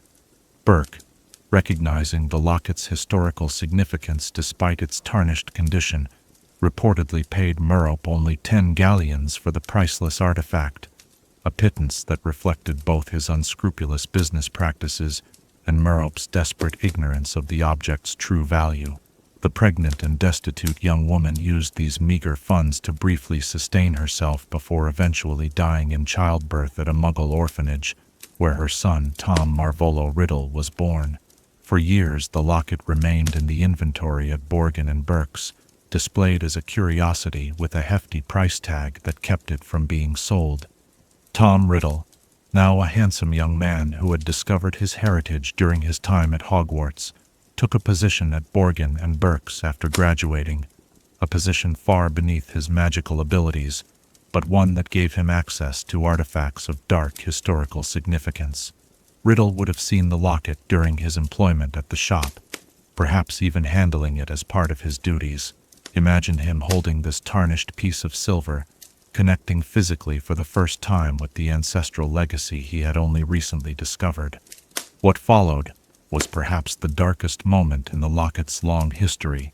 Riddle, now pursuing the creation of Horcruxes to achieve immortality, murdered Hepzibah Smith, using her death to fragment his soul. He then stole both the locket and Hufflepuff's cup before modifying her house elf's memories to take the blame for accidentally poisoning her mistress. The locket, created as a tool of protection and knowledge, had become associated with murder and the darkest of magical violations. For years after this theft, the locket disappeared from historical record as Riddle, increasingly calling himself Lord Voldemort, traveled widely, delving deeper into dark magic. Did the locket, designed to respond to Slytherin's bloodline, stir in some subtle way when touched by this distant descendant? Historical accounts offer no answer, but the encounter set in motion events that would transform both Riddle and the locket itself. The locket eventually left Borgin and Burke's through another transaction colored by manipulation and tragedy. Hepzibah Smith, a wealthy elderly witch with a passion for collecting historical artifacts, purchased it along with another founder's relic, Hufflepuff's cup, adding them to her extensive collection. Smith, delighted with these prestigious acquisitions, enjoyed showing them to visitors as proof of her discerning taste and financial means. One such visitor was Tom Riddle himself, who called upon Smith in his capacity as a Borgin and Burke's employee, ostensibly interested in acquiring some of her goblin-made armor for the shop. Smith, flattered by the handsome young man's attention, showed him her most prized possessions, including Slytherin's locket, unaware that she was showing the heir of Slytherin an artifact he considered rightfully his by blood. What is known with certainty is that during this period, He transformed the locket into a Horcrux, a vessel containing a fragment of his shattered soul. This profoundly unnatural magic corrupted the locket's original enchantments, twisting them toward preservation of the soul fragment rather than the protective and knowledge-storing functions Slytherin had designed. When Voldemort eventually decided to hide his Horcruxes in locations of personal significance, he chose a remote seaside cave he had visited during his orphanage days for the locket. This young Death Eater, having discovered something of Voldemort's Horcrux plan and become disillusioned with the Dark Lord's methods, embarked on a daring mission to retrieve and destroy the locket. With the assistance of his house elf creature, Regulus penetrated the cave's defenses, drank the torturous potion, and retrieved the locket, replacing it with a fake containing a defiant note to Voldemort. This act of redemption cost Regulus his life, as he was dragged beneath the water by the Inferi, while ensuring creature's escape with the genuine locket. The cave, already possessing a foreboding atmosphere, was further enhanced with layers of dark enchantments, blood sacrifices required for entry, an underground lake populated by Inferi, and a basin filled with a potion that induced unbearable suffering in anyone who drank it. At the bottom of this basin, Voldemort placed the locket, now transformed from family heirloom to repository of fragmented soul. The locket might have remained there indefinitely, had it not been for the actions of another unexpected figure in its complex history. Regulus Black. The final chapter of the Locket's journey began when Harry Potter, Hermione Granger, and Ron Weasley, on the run during the Second Wizarding War, identified Umbridge as the current possessor of the Horcrux. Their daring infiltration of the Ministry resulted in the locket changing hands once more, though this transfer brought its own complications. The dark magic of the Horcrux affected anyone who wore it, amplifying negative emotions and creating discord, a far cry from the protective functions Slytherin had originally designed. The house elf, unable to destroy the Horcrux despite repeated attempts, kept it hidden in the Black family home at Grimmauld Place for years, honoring his master's final command even as he failed to complete the mission of destruction. During the cleaning of Grimmauld Place in the summer of 1995, the locket was briefly handled by members of the Order of the Phoenix, who, unaware of its significance, classified it as worthless dark junk destined for disposal. It was at this point that Mundungus Fletcher, an unscrupulous member of the Order with a tendency toward theft, pillaged the locket along with other silver items from the house after Sirius Black's death. Fletcher's theft led to yet another change of hands when he was caught selling stolen goods in Hogsmeade by Dolores Umbridge. The former Hogwarts High Inquisitor confiscated the locket as a bribe to let Fletcher go, attracted by its serpentine design that aligned with her own fascination with kitsch decorative items featuring cats and, occasionally, snakes. Umbridge, entirely unaware of the locket's historical significance or its status as a Horcrux, began wearing it as a personal accessory during her work at the Ministry of Magic. For months, the three friends carried the locket, taking turns wearing it to share the burden of its negative influence as they searched for a means to destroy it.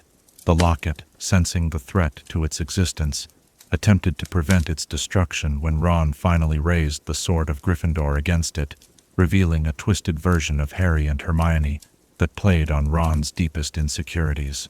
This final defense failed, however, and the sword, imbued with basilisk venom from Harry's second year at Hogwarts, cleaved the locket in two, releasing a screaming shadow of Voldemort's soul fragment before falling silent forever. The physical remains of the locket after its destruction have never been officially accounted for in historical records. Some magical historians believe Harry Potter may have kept the damaged pieces as a reminder of the journey that led to Voldemort's defeat. Others suggest the remains were turned over to the Department of Mysteries for study of Horcrux magic.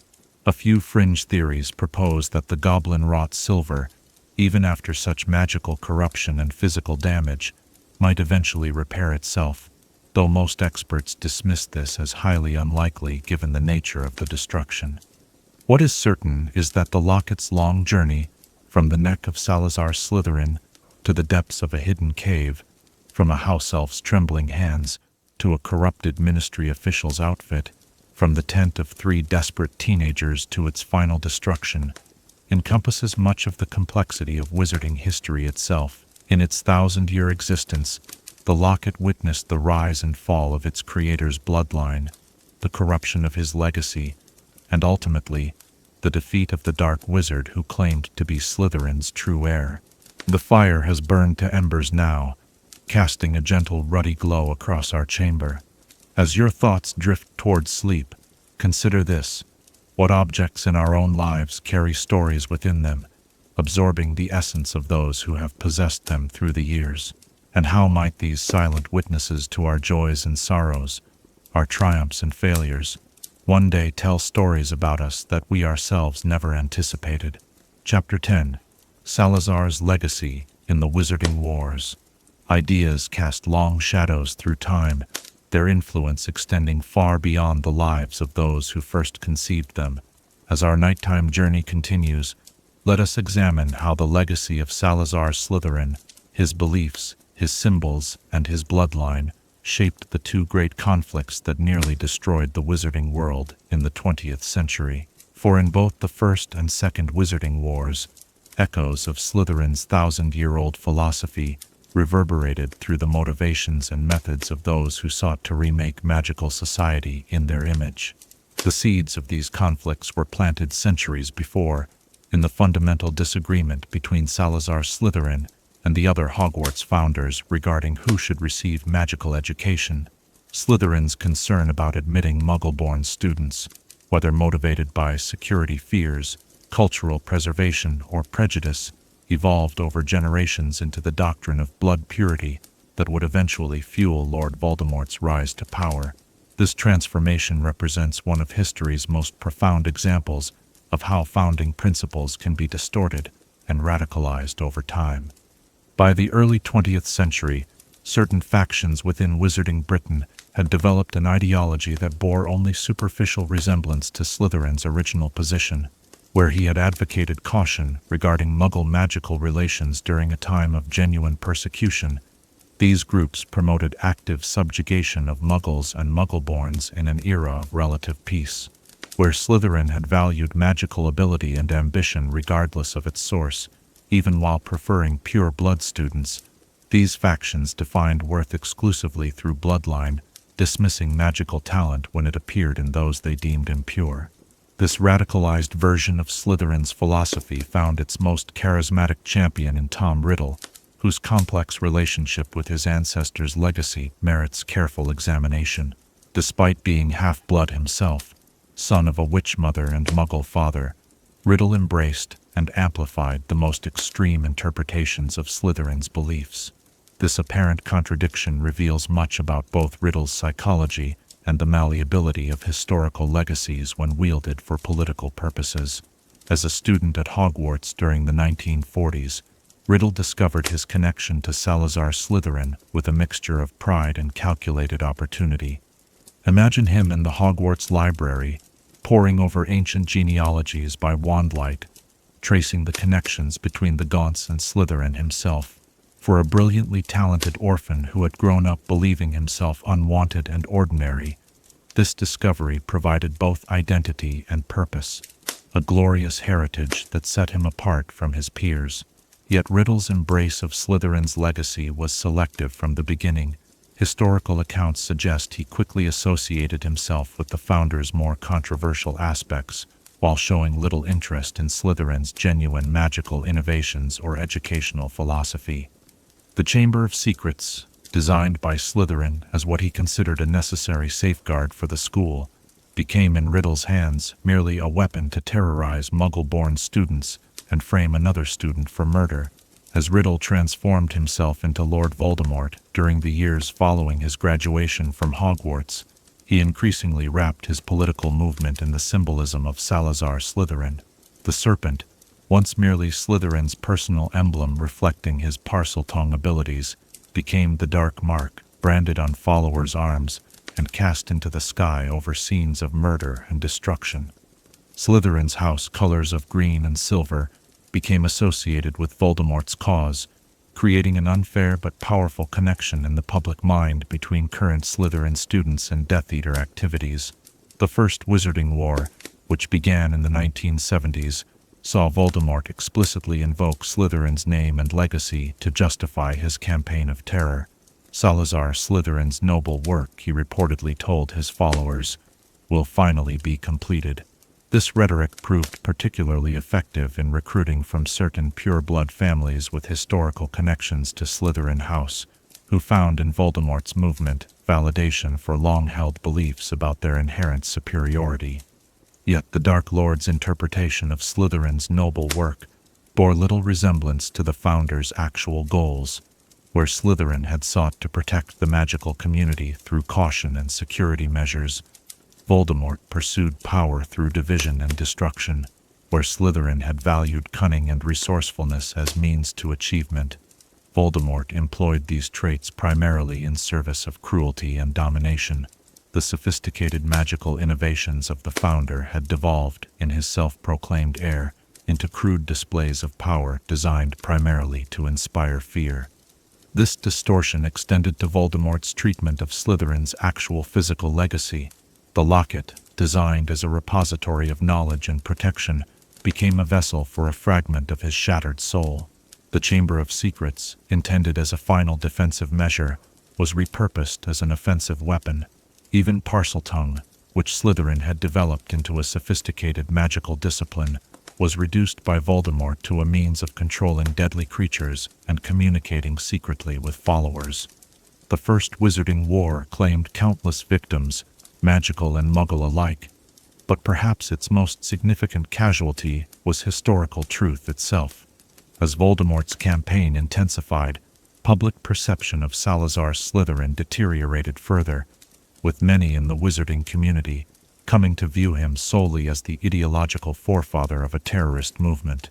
This simplification erased the complexity of Slytherin's actual historical position and the many positive contributions he had made to magical knowledge and education. The temporary defeat of Voldemort in 1981, through his failed attack on infant Harry Potter, brought an uneasy peace but did little to rehabilitate Slytherin's reputation. Throughout the 1980s and early 1990s, Slytherin House at Hogwarts continued to bear the stigma of its association with the Dark Lord, with many parents expressing concern if their children were sorted into the House of Serpents. This period also saw the emergence of simplified historical narratives that portrayed Slytherin as unambiguously villainous, rather than as the complex and contradictory figure revealed by more nuanced historical study. When Voldemort returned to physical form in 1995, initiating the Second Wizarding War, he once again invoked Slytherin's legacy, now with even greater emphasis on his personal status as the founder's heir and last descendant. This claim to hereditary authority proved particularly effective in bringing certain wavering pure-blood families into his camp, as they saw alignment with Slytherin's true heir as both politically advantageous and ideologically consistent with their family traditions. The Second Wizarding War saw Voldemort achieve what had eluded him during the First conflict: effective control of key wizarding institutions. When the Ministry of Magic fell to Death Eater infiltration in 1997, elements of Voldemort's distorted version of Slytherin's philosophy became official policy. The Muggle-born Registration Commission, headed by Dolores Umbridge herself, not a Death Eater, but an opportunistic bureaucrat, implemented a system requiring magical individuals to prove their blood status, an approach that would have horrified the real Salazar Slytherin, whose concern was magical security rather than bureaucratic persecution. At Hogwarts itself, with Death Eaters Alecto and Amicus Caro installed as teachers under Headmaster Severus Snape's complicated leadership, students were taught a version of magical history that elevated Slytherin to near-divine status while denigrating the other founders. Young witches and wizards were instructed that Slytherin's desire to restrict magical education to pure bloods was not merely correct but self-evident, a natural law rather than one perspective among many. This propaganda campaign represented perhaps the most extreme distortion of Slytherin's legacy, reducing a sophisticated magical thinker to a one-dimensional symbol of blood purism. Throughout this period, however, resistance to this appropriation of Slytherin's legacy emerged from unlikely quarters. Some members of Slytherin House itself, particularly those from less radical pure-blood families or half-blood backgrounds, quietly opposed the Death Eater regime while maintaining outward compliance for survival. Historical accounts mention Slytherin prefects who used their authority to shield younger students from the worst of the Carrow's abuses, and at least a few Slytherin students who passed information to Dumbledore's army, despite the personal risk. More significantly, Severus Snape, head of Slytherin House and double agent serving Dumbledore, while posing as Voldemort's loyal supporter, embodied an alternative interpretation of Slytherin values. His cunning was employed not for personal gain, but for long-term strategic resistance, his ambition channeled not toward power, but toward redemption. His resourcefulness dedicated to protecting students, even while maintaining his cover. Though few knew it at the time, Snape represented Slytherin qualities directed toward ultimately noble ends, offering a counterpoint to Voldemort's corruption of those same traits. The climactic Battle of Hogwarts in May 1998 brought these competing visions of Slytherin's legacy into direct conflict. When Minerva McGonagall ordered Slytherin students evacuated before the battle, a precautionary measure given uncertain loyalties, it seemed the house's association with Voldemort's cause had become total. Yet as the conflict progressed, a more complex picture emerged. While some adult Slytherin alumni fought alongside the Death Eaters, others returned with reinforcements to defend the school, suggesting that even within the house most associated with Voldemort, allegiances remained individual rather than collective. Voldemort himself made his headquarters during the battle, in the Shrieking Shack rather than the Chamber of Secrets or Slytherin's dungeons, a telling choice that reflected his increasingly tenuous connection to the founder he claimed as ancestor. By this point, his invocation of Slytherin's name had become largely perfunctory, a rhetorical device rather than a genuine philosophical position. The Dark Lord's final confrontation with Harry Potter in the Great Hall, where he fell to his own rebounding curse, contained no reference to Slytherin at all, suggesting that even Voldemort had ultimately moved beyond needing this historical justification for his actions. In the years following Voldemort's defeat, the wizarding world began a careful reassessment of Salazar Slytherin's actual legacy, distinct from the distortions imposed by the Dark Lord's movement.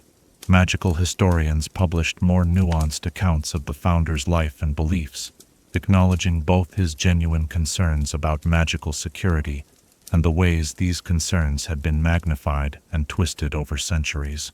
Hogwarts itself, under the leadership of Minerva McGonagall, implemented educational reforms that presented a more balanced view of all four founders, including Slytherin's positive contributions to magical education.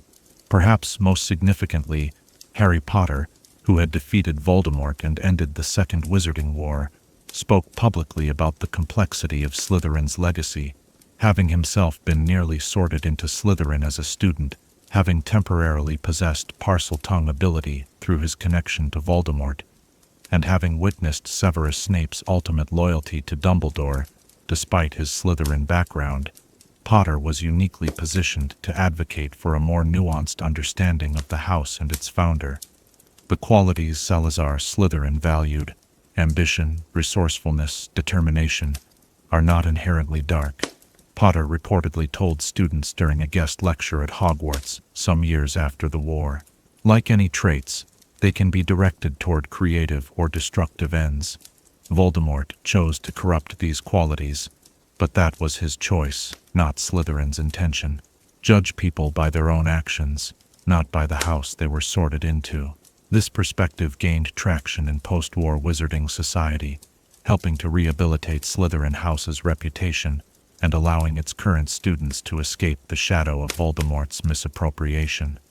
While certain extremist groups continued to invoke distorted versions of Slytherin's philosophy, mainstream magical opinion increasingly recognized the difference between the historical founder and the political movement that had claimed his mantle. The long-term impact of the Wizarding Wars on Slytherin's legacy remains complex. On one hand, the conflicts created lasting associations between Slytherin's name and dark magic that may never fully dissipate. On the other, the post-war period has allowed for a more historically accurate reassessment of his life and contributions, potentially leading to a more balanced understanding for future generations of witches and wizards. What remains certain is that Salazar Slytherin, a man who lived and died 1,000 years before Voldemort's rise, could never have anticipated how his beliefs and symbols would be weaponized in conflicts far removed from his own time. The transformation of his legacy from educational philosophy to wartime propaganda offers a sobering reminder of how historical figures can be reimagined to serve contemporary purposes, their complexity flattened into simplistic narratives that bear little resemblance to historical truth. As our candle burns low and the hour grows late, the shadows seem to shift with the weight of this complex history. The emblem of the serpent, once merely a reflection of Slytherin's rare magical gift, later a symbol of terror, now gradually returning to its original meaning, reminds us how powerful symbols persist while their interpretations evolve across centuries. Before sleep claims you, consider this. What ideas of our own age might be similarly transformed by future generations, twisted to purposes we never intended? And how might we ensure that the truest elements of our own legacies, the wisdom rather than the prejudices, the creativity rather than the fears, are what endure when we, like Salazar Slytherin, exist only in history and memory? Chapter 11. Misunderstandings and Historical Revisions. History is a tapestry woven by many hands, its patterns shifting as each generation adds new threads of interpretation. As the night grows deeper and our contemplation continues, let us explore how the figure of Salazar Slytherin has been understood, misunderstood, and deliberately reinterpreted through the centuries, how the actual wizard became gradually obscured by legend, political convenience, and the natural distortions that time brings to all historical figures. The first accounts of Salazar Slytherin were written during his lifetime, or shortly thereafter, primarily by his fellow founders and early students at Hogwarts. These contemporary sources, fragments of which survive in the Hogwarts archives and private magical collections, present a complex figure whose brilliance was universally acknowledged even by those who ultimately opposed his views on student admission. Godric Gryffindor's personal journal, portions of which remain intact, describes Slytherin as possessed of a towering intellect and magical creativity that inspires both admiration and unease, suggesting an ambivalent but largely respectful relationship even after their famous falling out.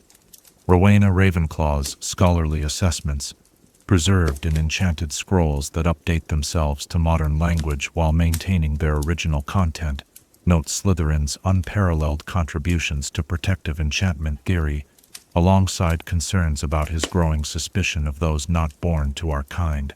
These early accounts present a balanced picture, a gifted, complicated wizard whose virtues and flaws existed in tension, much like those of any historical figure viewed in their full humanity. As centuries passed, however, this nuanced portrait began to simplify.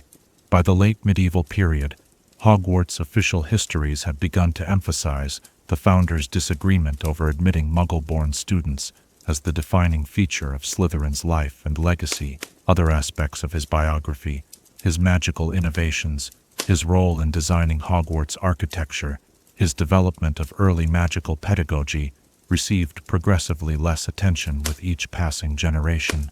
This narrowing of focus reflected broader social and political trends in Wizarding Britain. As magical society became increasingly separated from Muggle society, following the implementation of the International Statute of Wizarding Secrecy in 1689, the question of blood status gained prominence in magical discourse.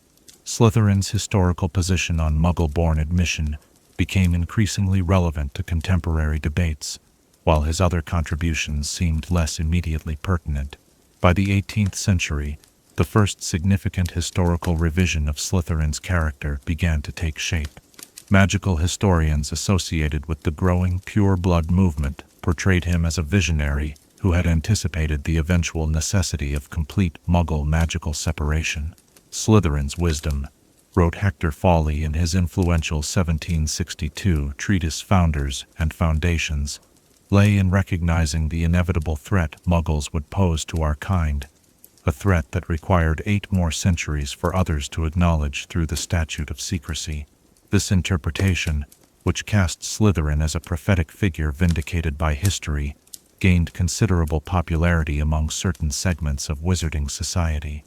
It offered a respectable historical foundation for emerging blood purist ideologies by connecting them to one of magical Britain's most renowned figures. The fact that Slytherin's actual position had been far more complex, motivated by specific security concerns in a time of active persecution, rather than abstract theories of magical purity, was increasingly overlooked.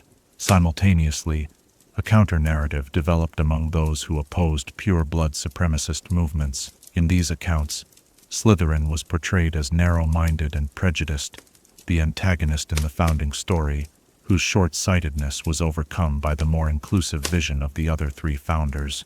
Children's books from this period often depicted Slytherin with exaggerated features, a hooked nose, shadowed eyes, and menacing expression, visual shorthand for his position as the villain of the Hogwarts origin story. Both these interpretations, Slytherin as visionary, pure-blood champion, or as bigoted villain, represented significant departures from the complex historical reality. The actual Salazar Slytherin, insofar as historical records can establish, held views that were neither as extreme nor as simplistic as later generations would claim. His concern about Muggle-born students stemmed primarily from legitimate security considerations relevant to his historical context, rather than from abstract theories about blood purity that would develop centuries later.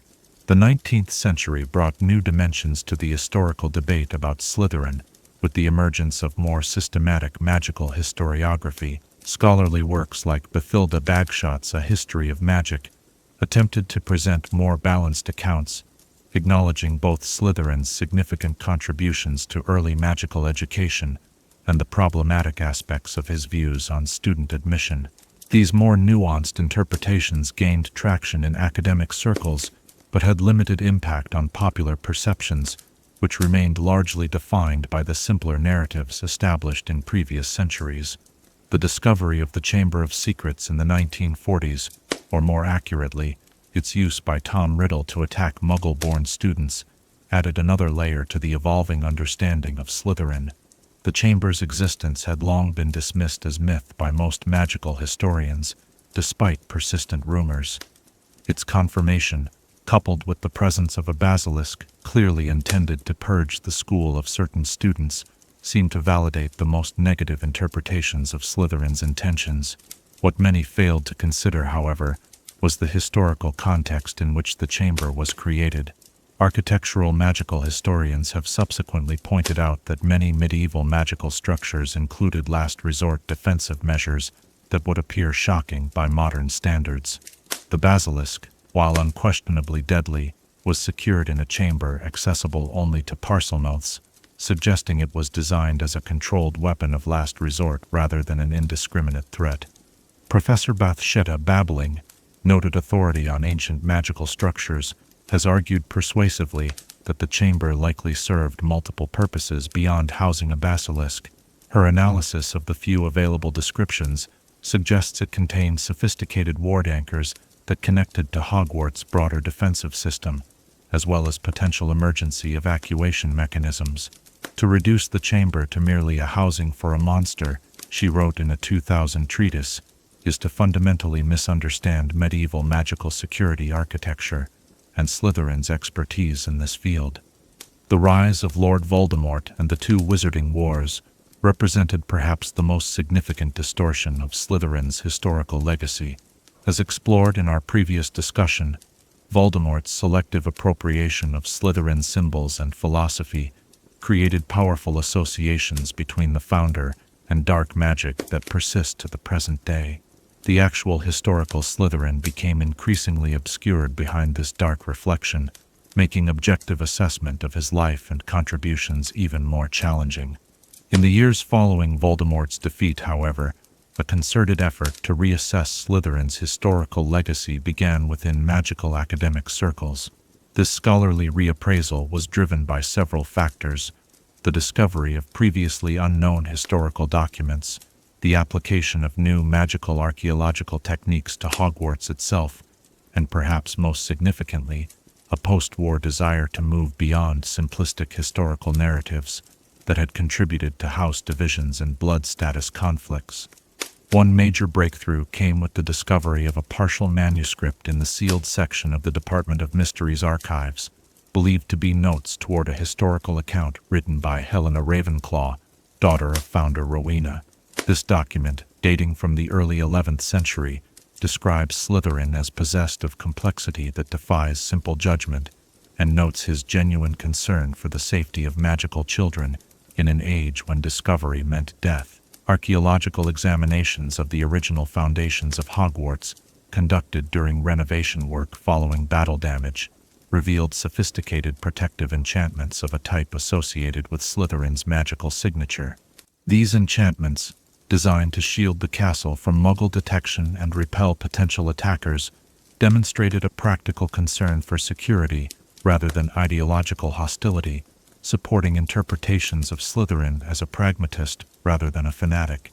Perhaps most significantly, closer examination of the few surviving writings attributed directly to Slytherin himself revealed nuances often overlooked in later interpretations. A fragment preserved in the Wizengamot archives, believed to be from a letter to an early ministry predecessor, expresses concern not about Muggle-born magical ability, but about the risk carried by those who maintain close ties to communities that would destroy us if our nature were known. This suggests his position was rooted in security considerations specific to his historical context, rather than theories about magical inheritance that would develop centuries later.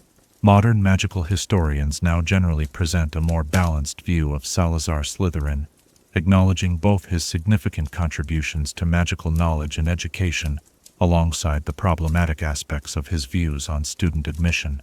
The most current scholarship suggests that Slytherin, like most historical figures, defies simple categorization as hero or villain, visionary or reactionary.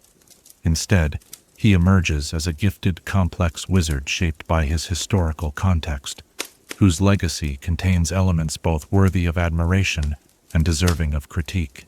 This reassessment has been reflected in changes to how Slytherin is presented to Hogwarts students. Current texts like Hogwarts, A Revised History, provide more contextual information about the founder, explaining the genuine dangers magical people faced during his lifetime, rather than presenting his concerns as purely prejudicial.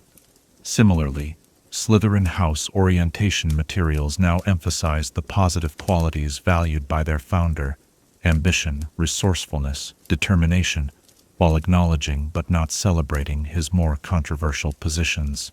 For Slytherin House students themselves, this more nuanced historical understanding has provided an opportunity to reclaim positive aspects of their house's legacy while critically engaging with its problematic elements. Many report feeling liberated from the burden of association with only the darkest interpretations of their founder, able to draw inspiration from his genuine achievements while rejecting the distortions imposed by later movements that claimed his mantle. The debate about Slytherin's true nature and intentions continues in magical academic circles, with new evidence occasionally emerging to challenge established interpretations. Some scholars argue that even modern balanced accounts may overstate his concerns about Muggle-borns, suggesting that the famous falling out with other founders had as much to do with pedagogical approaches as with admission policies. Others contend that attempts to rehabilitate Slytherin's image go too far in minimizing genuinely problematic aspects of his worldview, even when contextualized within his historical period.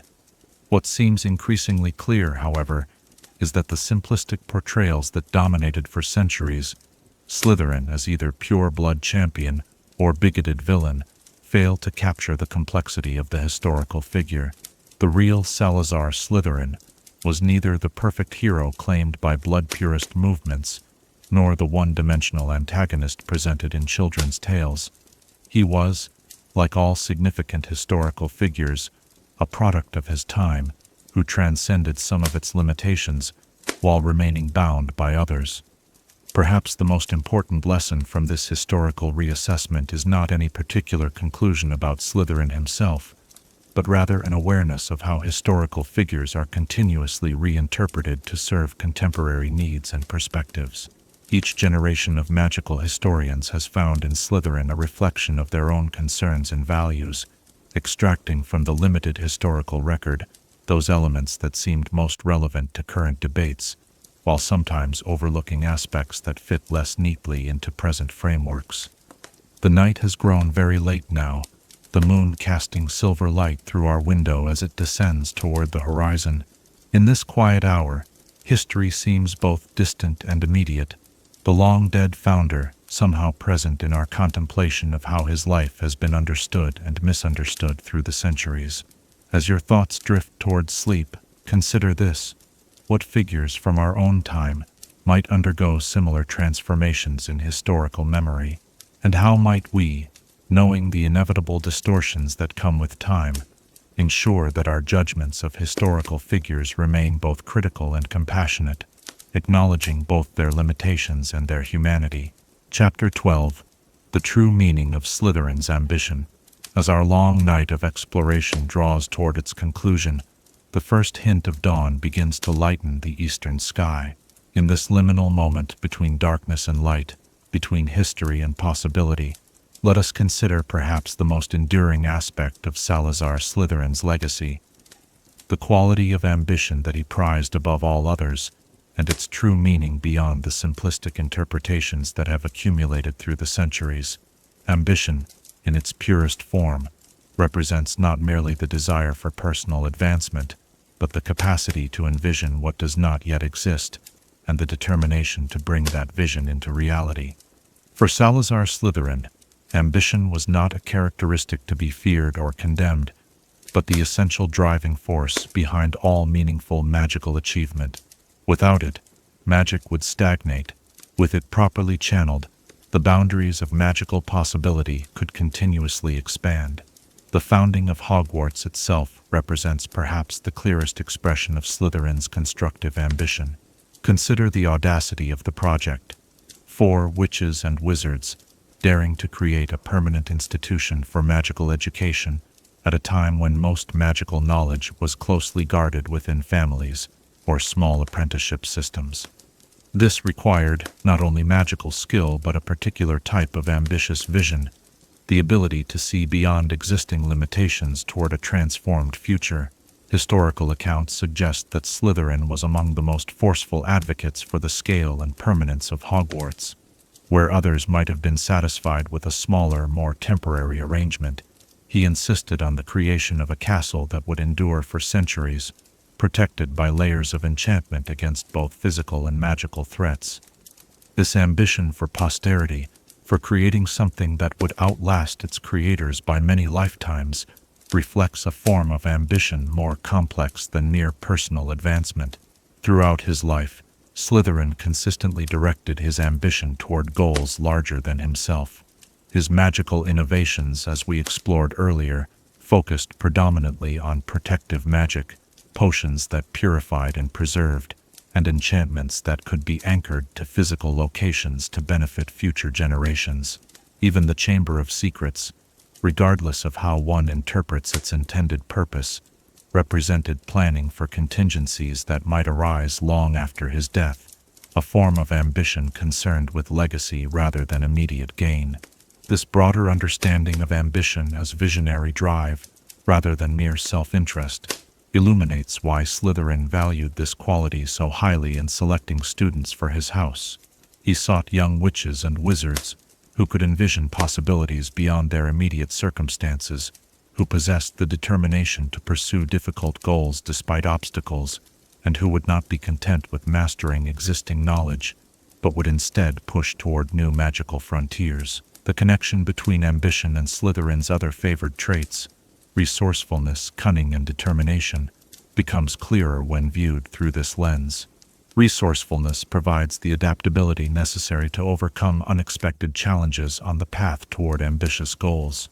Cunning offers the strategic thinking required to navigate complex situations while maintaining focus on long-term objectives. Determination supplies the persistence to continue striving when easier paths might tempt one to abandon ambitious pursuits. Over the centuries, however, the meaning of Slytherin's ambition underwent various distortions.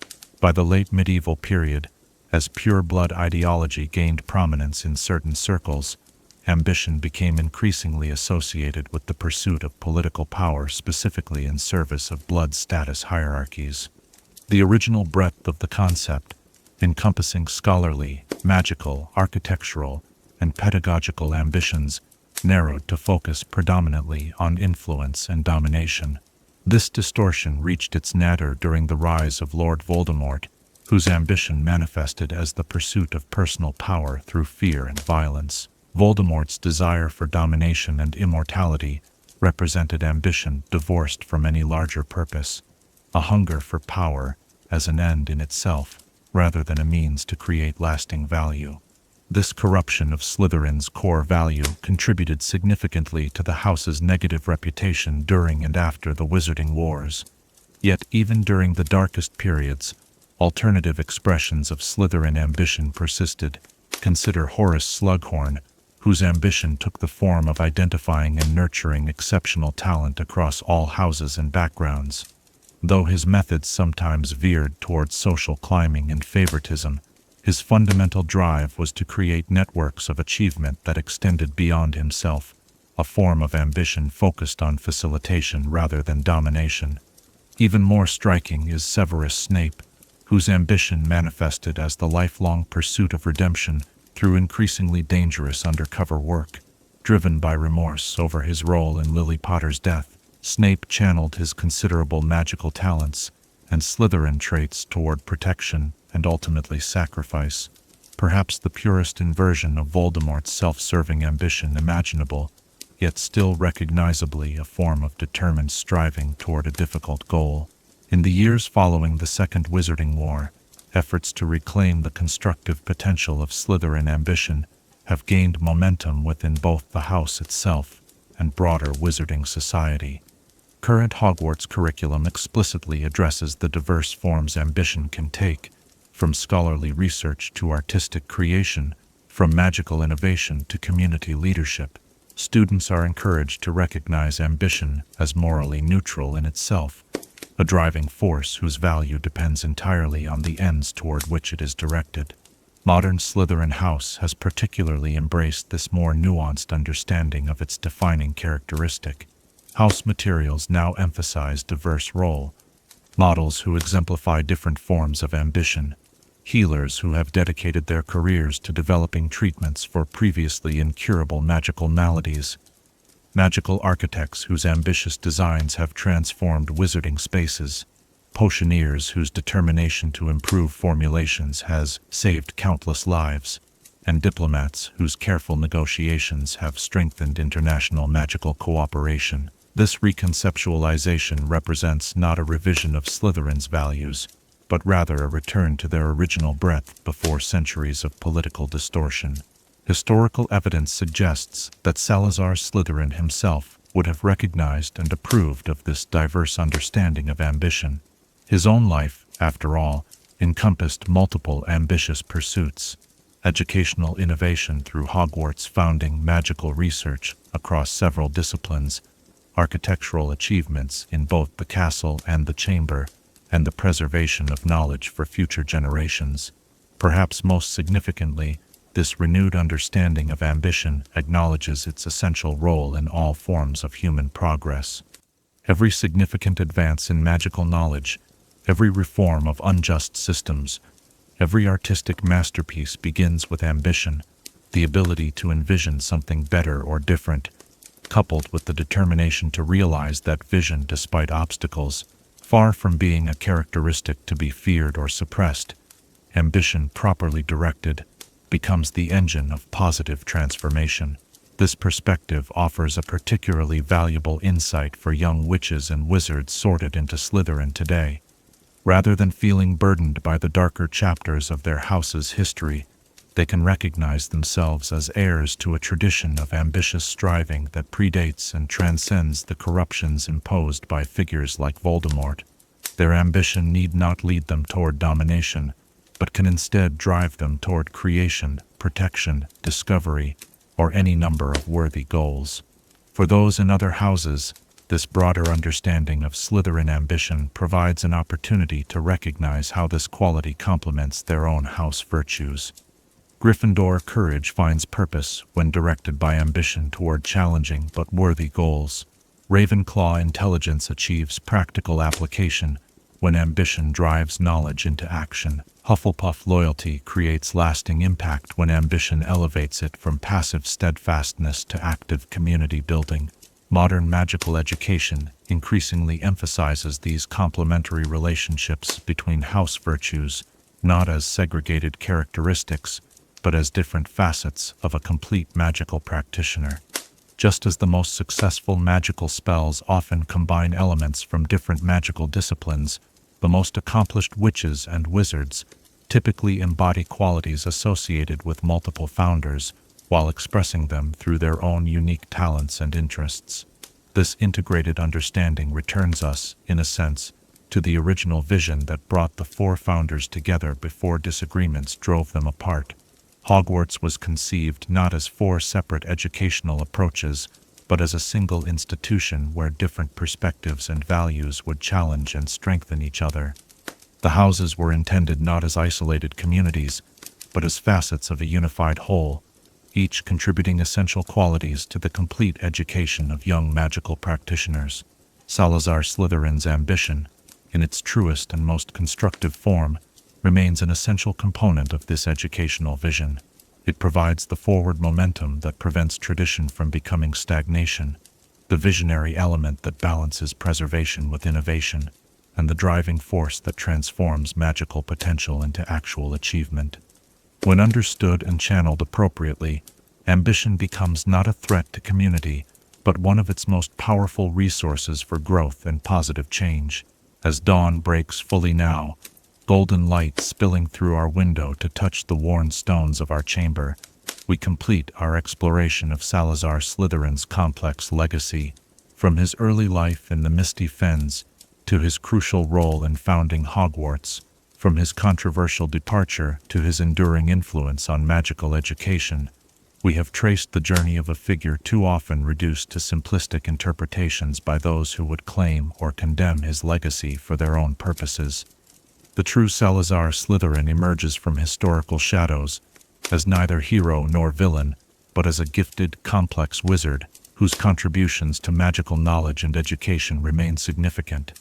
A millennium after his time, his ambition to create a permanent institution where magical knowledge could be preserved and extended, to develop protective magic that would shield magical communities from genuine threats, and to ensure his innovations would benefit future generations, represents a legacy worth reclaiming beyond the distortions imposed by later political movements. As you drift now towards sleep, consider this final question: how might you direct your own ambition toward goals worthy of becoming your legacy? For in the quality Slytherin valued most lies, perhaps the greatest power we possess, the ability to envision what does not yet exist, and, through determination and resourcefulness, to transform possibility into reality. This, beyond all simplifications and distortions, remains the true meaning of Slytherin's ambition, a force that, properly channeled, continues to shape the wizarding world for the better, one visionary goal at a time.